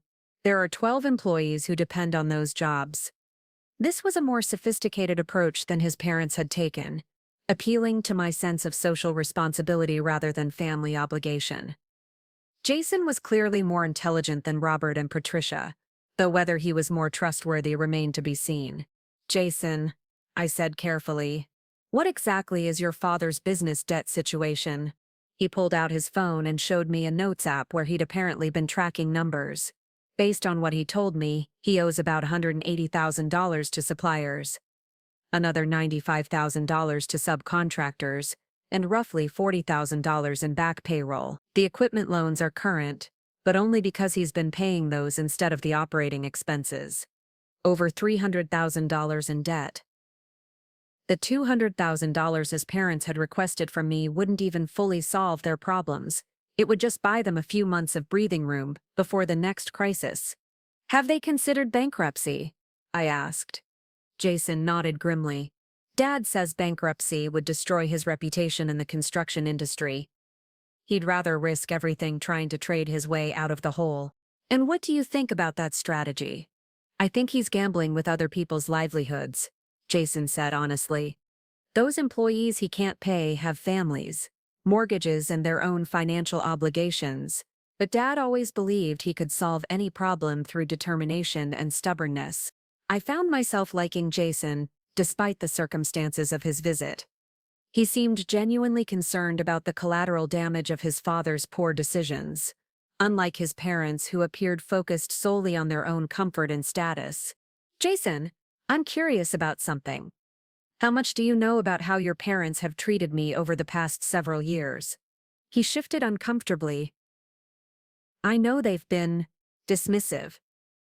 Madison mentioned that there were issues with family inclusion and respect. Dismissive is a diplomatic way to put it, I said dryly. Your parents have spent years treating me as an embarrassment to your family's social standing. They've systematically excluded me from events, made disparaging comments about my lifestyle and background, and made it clear that they considered me unsuitable for their social circle. Jason looked genuinely surprised by this information. I didn't realize it was that bad. Now, suddenly, when they need money, I'm family again. When bankruptcy threatens their lifestyle, my modest background becomes irrelevant to their comfort level. I understand why you'd be reluctant to help under those circumstances, Jason said quietly. Do you? I asked. Because you're here asking me to reconsider despite knowing that your parents threatened to manipulate my relationship with my granddaughters if I didn't give them money. He flinched at the direct reference to his father's threats. That was wrong. Completely, inexcusably wrong. Yes, it was. So now I'm curious about your moral framework, Jason. Do you think I should reward threatening behavior by providing the money they demanded? No, he said immediately. But I also think those 12 employees shouldn't suffer because my father made poor choices and behaved badly. It was a fair point, and one that revealed Jason's genuine concern for innocent parties caught in his father's mess. What would you do in my position? I asked. He considered this for several minutes before answering. Honestly, I'd probably tell my father to declare bankruptcy, liquidate the business assets to pay as much debt as possible, and start over with a clean slate. Pride isn't worth destroying other people's financial security. And if I were to provide financial assistance, how would that change the dynamic? It would enable him to continue making the same mistakes, Jason admitted reluctantly. Dad doesn't learn from bailouts, he learns from consequences. I smiled slightly. You're quite a bit wiser than your parents, aren't you? Jason laughed ruefully. Wisdom is easier when it's not your own money and reputation on the line. But yes, I think I see the situation more clearly than they do. Then perhaps you should share that clarity with them. I've tried. Dad doesn't want advice from his graduate student son who's never run a business. He wants solutions that don't require him to admit failure or change his approach. We talked for another hour, and I found myself genuinely impressed with Jason's maturity and insight. Unlike his parents, he understood that actions had consequences and that temporary fixes often created larger long-term problems. When he prepared to leave, I walked him to the door and made him an offer that surprised us both. Jason, I'm not going to give your parents money to enable their poor decision-making, but I am willing to make you a proposition. He turned back, curious.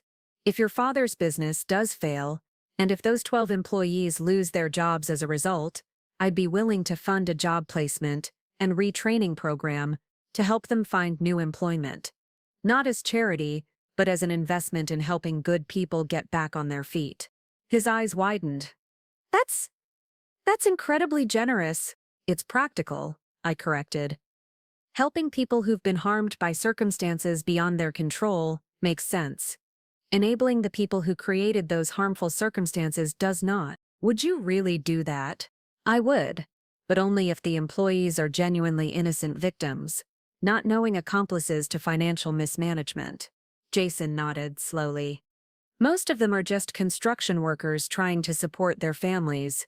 They probably have no idea how precarious the company's finances are. Then they deserve better than being used as emotional leverage to extract money from unwilling family members. After Jason left, I called Richard Harrison to discuss this new development. Your instincts are sound, he confirmed after I explained the conversation. Funding employee assistance would be defensible as legitimate charitable giving, while directly bailing out the business would be enabling destructive behavior. And legally, we could structure it as a charitable foundation grant, specifically for displaced worker assistance. Clean, documented, and completely separate from any family financial arrangements. That evening, Daniel called with disturbing news. Mom, I thought you should know that Madison's been getting pressure from other family members about the situation with her parents. What kind of pressure? Phone calls from aunts and uncles, mostly. Apparently. Robert has been telling the extended family that you're refusing to help despite being able to afford it, and that Madison is siding with you against her own parents.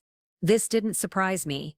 People like Robert Pierce typically tried to mobilize family pressure when direct manipulation failed. How is Madison handling it? Better than I expected, actually. She's been very direct with people, explaining that her parents threatened to manipulate our children's relationships if they didn't get money. Most of the family members have backed off once they understood the real situation. Most of them. Madison's aunt Carol has been particularly persistent. She seems to think family loyalty requires financial sacrifice regardless of how people behave. Aunt Carol, I remembered from the wedding, was Patricia's older sister, a woman who'd spent the reception making pointed comments about the catering choices and venue decorations. Her definition of loyalty probably centered on maintaining family hierarchies, regardless of merit. Has she contacted me directly? Not yet. But Madison thinks she might. Carol apparently asked for your phone number. I see. Well, if she calls, I'll handle it appropriately. Mom, I want you to know that Madison and I are completely united on this. Whatever pressure her family applies, we're not changing our position. I'm proud of both of you for maintaining your boundaries, I said honestly. It's not easy to stand up to family pressure. It's easier when we know we're doing the right thing, Daniel replied. And when we know that our first priority has to be protecting Emma and Sophie from this kind of manipulation. The call from Aunt Carol came 2 days later, exactly as Daniel had predicted. Mrs. Morrison? This is Carol Whitman, Patricia Pierce's sister. I believe we met at Madison and Daniel's wedding. I remember, I said pleasantly. How can I help you? Well, I'm calling about this unfortunate situation with Patricia and Robert. I understand there's been some kind of misunderstanding about family assistance. No misunderstanding, I replied calmly. Very clear understanding, actually. I see. Well, the thing is, family is family. And sometimes we have to overlook personality conflicts for the greater good. Threatening someone's relationship with their grandchildren isn't a personality conflict, Carol. It's emotional abuse. She sputtered slightly at my directness. I'm sure Robert didn't mean. He meant exactly what he said. I interrupted. And your sister stood there and supported his threats. Even so, surely you can see that helping them would be the Christian thing to do. I almost laughed at this appeal to religious obligation from a woman who'd spent years participating in my exclusion from family events. Carol, let me ask you something. In all the years you've known me, how many times have you called just to chat? How many times have you invited me to family gatherings? How many times have you shown any interest in my life or well-being? The silence stretched uncomfortably long. That's what I thought, I continued. So please don't lecture me about Christian charity when you've shown me none yourself. Your concern for my spiritual obligations seems remarkably coincidental with your family's financial needs. I think you're being unreasonable, she said stiffly. I think I'm being appropriately cautious about rewarding threatening behavior with money, I replied. And I think this conversation is over. After I hung up, I sat in my kitchen with a cup of tea, marveling at how quickly people's true priorities revealed themselves when money was involved. Carol Whitman, who'd barely acknowledged my existence for 5 years, was now calling to lecture me about family obligations and Christian charity. But more encouraging was the growing evidence that Madison and Daniel were genuinely committed to the new family dynamic we'd established. Despite intense pressure from Madison's extended family, they were maintaining the boundaries we'd set and protecting Emma and Sophie from adult manipulation. The following Saturday brought my granddaughters for their first overnight stay at my house in over 2 years. Madison had suggested it during one of our weekly phone calls, and I'd been thrilled by the opportunity to spend uninterrupted time with them. Emma and Sophie arrived with overnight bags, stuffed animals, and the boundless energy of 6-year-olds excited about an adventure. We spent the afternoon baking cookies, playing board games, and working on a jigsaw puzzle that featured a castle surrounded by unicorns. Grammy Helen, Sophie said as we spread pieces across my dining room table. Why don't we see you more often? The question was innocent, but loaded with implications. I chose my words carefully. Sometimes grown-ups make decisions that aren't very wise, I said, but the important thing is that we're together now, and we're going to make sure it keeps happening. Good, Emma declared with 6-year-old certainty. Because we missed you. That evening, as we were making popcorn for movie night, Emma asked another question that revealed how much children notice despite adults' attempts to shield them. Grammy Helen, are Grandma Pat and Grandpa Bob mad at you? I paused in measuring kernels. Why do you ask that, sweetheart? Because when we went to their house last week, Grandma Pat was talking on the phone about someone being stubborn and unreasonable. And when Mommy asked who she was talking about, Grandma Pat said, "Your mother-in-law," in that voice she uses when she's annoyed. Children's observational skills never cease to amaze me. They picked up on adult tensions and dynamics that parents assumed went unnoticed. Sometimes grown-ups disagree about things, I said diplomatically. But that doesn't change how much we all love you girls. I don't like it when grown-ups fight, Sophie said quietly. I know, sweetheart. Fighting isn't pleasant for anyone, but sometimes people have to set boundaries to protect what's important to them. Like protecting us? Emma asked. Exactly like protecting you, I confirmed. That night, as I tucked them into the guest room I'd converted into a space specifically for their visits, Emma reached up and hugged me tightly. I'm glad you're our grandma, she whispered. I'm glad I'm your grandma, too, I whispered back. My heart full. Later, sitting alone in my living room, I reflected on how dramatically our family dynamics had changed. 6 months ago, I'd been the excluded grandmother, dismissed as irrelevant to my granddaughters' lives. Now Emma and Sophie were sleeping peacefully in my guest room, and their parents were actively protecting our relationship from outside interference. The financial revelation had been the catalyst, but the real transformation had come through honest communication, appropriate boundaries, and the courage to demand respect rather than accept dismissal. Robert and Patricia Pierce were still struggling with their financial crisis, still pressuring family members for assistance, still unable to understand that their threatening behavior had eliminated any possibility of help from me. But their crisis was no longer my problem, and their manipulation tactics were no longer effective. My relationship with my granddaughters was secure, my boundaries were clear, and my family finally understood that love and respect couldn't be separated from each other. The overnight visit was just the beginning of a new chapter in our family story, one built on authentic connection rather than financial convenience, and protected by people who understood that some things were more valuable than money. 3 months after my conversation with Jason Pierce, the inevitable happened. Robert's construction company filed for bankruptcy on a gray February morning, sending shockwaves through the extended Pierce family network and vindication through mine. The news came through Daniel, who called me while driving to work after receiving a frantic call from Madison. "It's done, Mom," he said, his voice carrying a mixture of sadness and relief. "Pierce construction is officially finished." Robert filed Chapter 7 this morning. I set down my coffee cup and walked to my kitchen window, looking out at the snow-covered garden where I'd been planting spring plantings. How is Madison handling it? Better than I expected. Honestly. She's sad for her father, but she's not surprised. She said it's almost a relief to stop waiting for the other shoe to drop. And the employees? That's why I'm calling. 12 people lost their jobs yesterday, just like Jason predicted. Madison asked if your offer to help with job placement assistance was still available. Of course it is.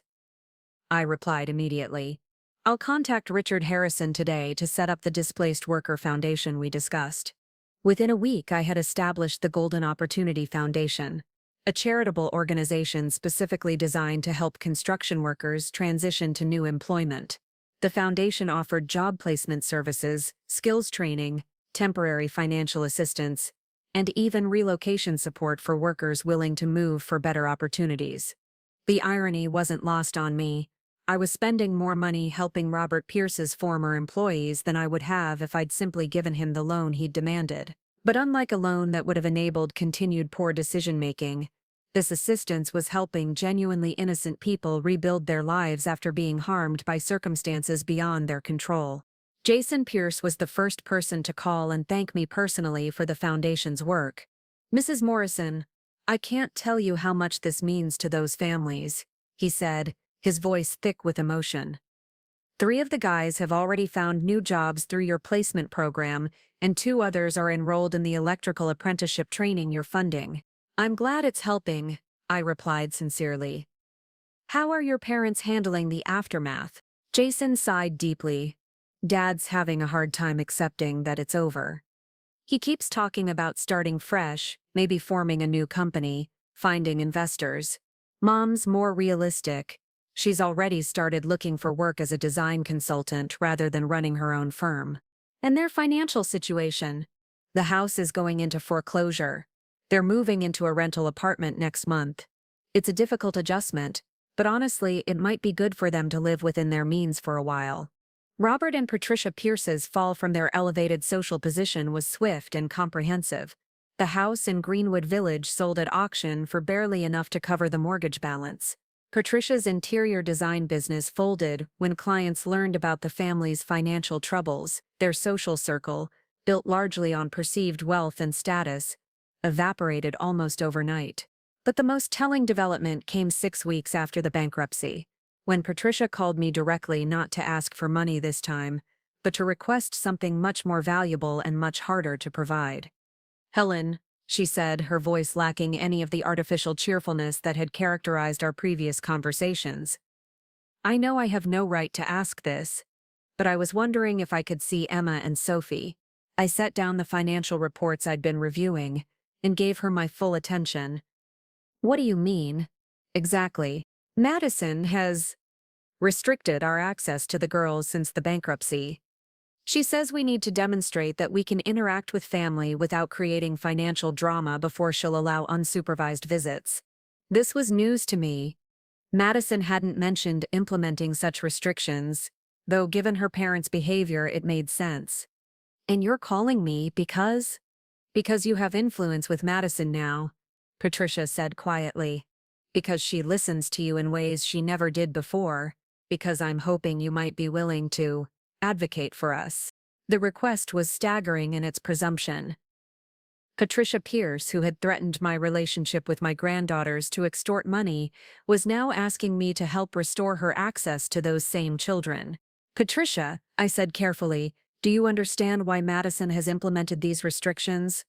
"She says it's because we use the children as leverage in financial discussions," Patricia replied, her tone suggesting she thought this was an overreaction. "You did use the children as leverage," I corrected. "Your husband explicitly threatened to interfere with my relationship with Emma and Sophie if I didn't give you money." "That wasn't—" Robert was upset. He meant exactly what he said," I interrupted. And you supported his threats by remaining silent when you should have spoken up to protect your granddaughters from being used as pawns in adult financial games. The silence that followed stretched uncomfortably long. What would it take, Patricia asked finally, for you to consider speaking to Madison about giving us another chance? I considered this question seriously. Patricia was clearly desperate, having exhausted other options for family reconciliation. But desperation alone wasn't sufficient basis for trusting her with unsupervised access to children she'd been willing to use as emotional weapons. Patricia, I'm going to be completely honest with you, I said. For me to consider advocating for your relationship with Emma and Sophie, I would need to see genuine evidence that you understand why your behavior was harmful and that you've changed your approach to family relationships. What kind of evidence? For starters, a sincere apology not just to me but to Madison and Daniel for putting them in an impossible position. An acknowledgement that threatening children's relationships with their loved ones is never acceptable, regardless of financial stress, and a commitment to rebuilding trust through consistent respectful behavior rather than demanding immediate restoration of privileges. Patricia was quiet for several minutes. When she spoke again, her voice sounded smaller, more vulnerable than I'd ever heard it. "You're right," she said finally. "We handled everything wrong. I let Robert's panic about money override my judgment about family relationships. I should have stopped him from making those threats, and I should have apologized immediately instead of trying to justify his behavior." "Go on," I encouraged. "The truth is, we've always seen you as lesser somehow. Because of your job, your house, your lifestyle. We thought Madison was settling when she married Daniel, and we thought you were a reminder of that compromise. We never saw your value as a person or your importance to our grandchildren." This level of honesty was unexpected and, frankly, more than I'd hoped for. "And now?" I asked. "Now I see that our focus on appearances and status blinded us to what really matters. Emma and Sophie love you deeply, and they're better people for having you in their lives. Madison has become stronger and more confident since she stopped trying to manage our opinions, and we've lost the most important relationships in our lives because we valued money more than people." Patricia's voice broke slightly in the last sentence, and for the first time since I'd known her, she sounded genuinely remorseful rather than strategically apologetic. "Patricia," I said gently, "if you mean what you're saying, then the conversation you need to have isn't with me, it's with Madison and Daniel. They're the parents, and they need to hear this directly from you." "I'm afraid," she admitted. "Afraid that I've destroyed those relationships permanently." "Change is always possible when people are genuinely committed to it," I said. "But it requires humility, patience, and consistent action over time. Quick fixes and dramatic gestures won't repair the damage that's been done. Would you be willing to be present when I have that conversation with them? Not to advocate for us, but just to witness, to help ensure that it's productive rather than defensive." The request surprised me, but I found myself respecting her recognition that she needed support to have this crucial conversation effectively. "If Madison and Daniel agree to it, yes," I said.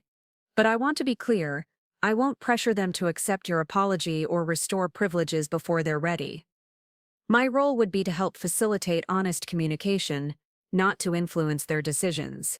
2 weeks later, we all gathered in my living room for what would prove to be one of the most emotionally intense conversations our family had ever experienced.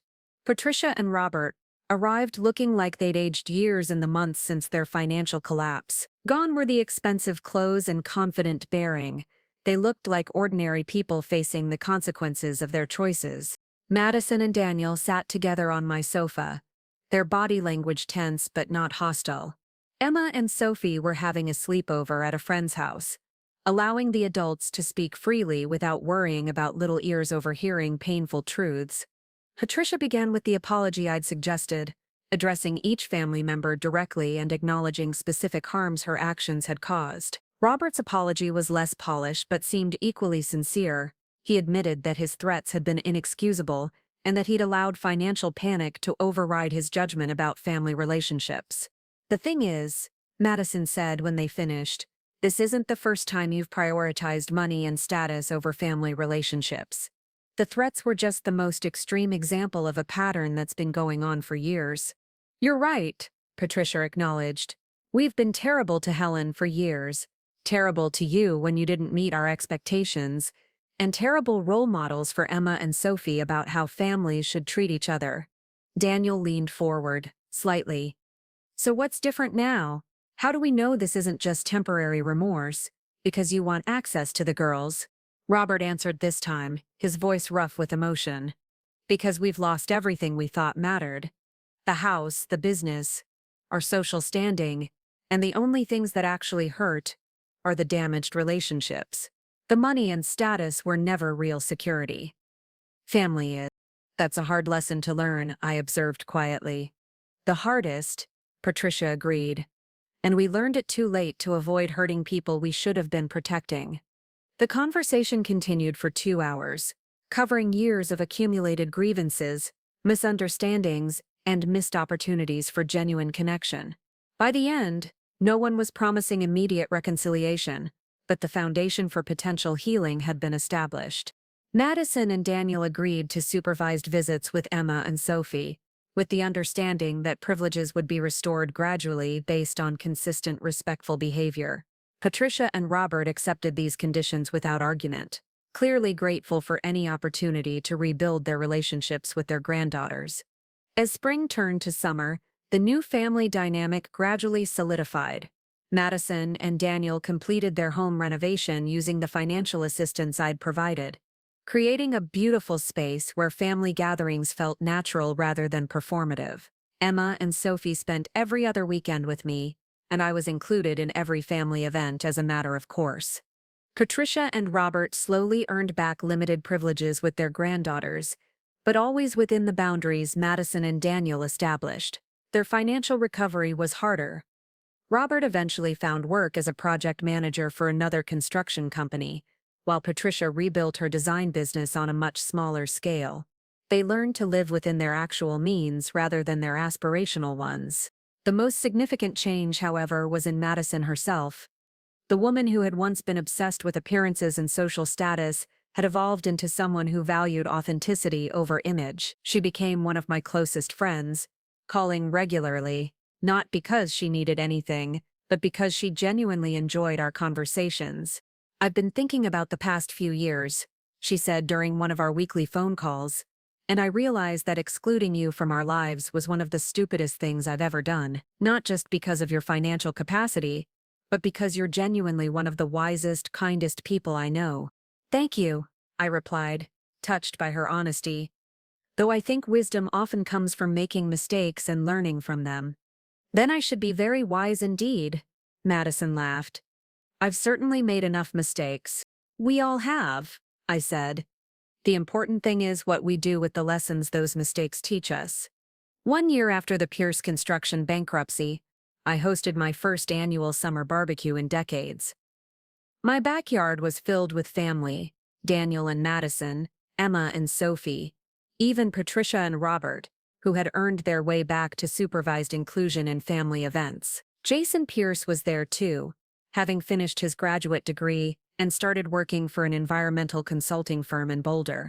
Watching Emma and Sophie play in my garden, laughing with their parents, and even cautiously interacting with their other grandparents, I reflected on how dramatically our family had transformed. A year earlier, I'd been the excluded grandmother, dismissed as irrelevant to my granddaughters' lives. Now I was the center of a rebuilt family system based on mutual respect rather than financial hierarchy. The money had been the catalyst for change, certainly, but the real transformation had come through courage, the courage to demand respect, to set boundaries, to refuse enabling harmful behavior, and to build relationships based on genuine connection rather than obligation or convenience. As the evening wound down and families began packing up to leave, Emma tugged on my sleeve with that serious expression she wore when she had something important to say. "Grammy Helen," she said, "I'm glad you're rich." I smiled, curious about her reasoning. "Why is that, sweetheart?" "Because now Mommy and Daddy know how special you are, and we get to see you all the time." Out of the mouths of babes. Emma had unknowingly identified the central irony of our story, that financial revelation had been necessary for family members to recognize value that had always existed, but had been overlooked. "I'm glad, too," I told her, hugging her close. "But not because of the money.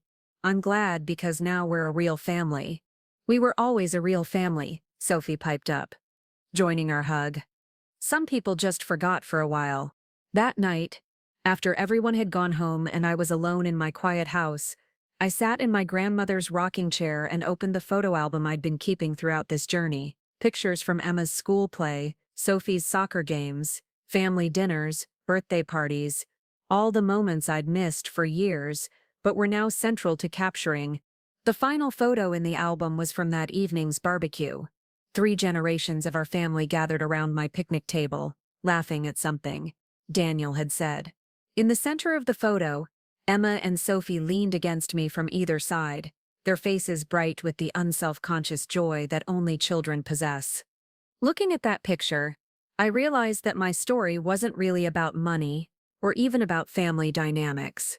It was about the courage to stop accepting less than you deserve, the wisdom to distinguish between genuine love and conditional acceptance, and the patience to rebuild relationships on foundations of mutual respect. Most importantly, it was about understanding that true wealth isn't measured in bank accounts or investment portfolios. True wealth is measured in relationships that honor your value, respect your boundaries, and celebrate your presence rather than merely tolerating it. I had reclaimed more than my place in my granddaughters' lives. I had reclaimed my own sense of worth, my right to be valued for who I was rather than dismissed for who I wasn't, and my understanding that love and respect were inseparable. The woman who had been banned from family photos was now the center of every family portrait. The grandmother who had been excluded from birthday parties was now hosting family celebrations. The mother-in-law who had been treated as an embarrassment was now cherished as the family's anchor. But perhaps most satisfying of all, the quiet school secretary who had been underestimated for decades had proven that sometimes the most powerful transformations come not from changing who you are, but from finally having the courage to show the world who you've always been. As I closed the photo album and prepared for bed, I smiled at the thought of tomorrow's plans. Emma had a dance recital, Sophie had a soccer tournament, and I would be there for both. Not as an afterthought or a reluctant inclusion, but as the beloved grandmother I'd always been meant to be. The journey had been difficult, sometimes painful, and occasionally lonely, but it had led me exactly where I belonged. At the center of a family that finally understood that love without respect is just pretty packaging around an empty box, and that the most valuable gifts can't be bought. They can only be earned through patience, courage, and the unwavering belief that everyone deserves to be treated with dignity. Sometimes the best revenge isn't revenge at all. Sometimes it's simply living well, loving freely, and refusing to accept anything less than what you deserve. And sometimes, just sometimes, that's enough to change everything. Looking for more? We've got 2 amazing stories ready for you right on screen. If this one touched you, these are absolutely worth your time. Click to watch them now. And hey, subscribe and hit that bell to never miss our latest uploads.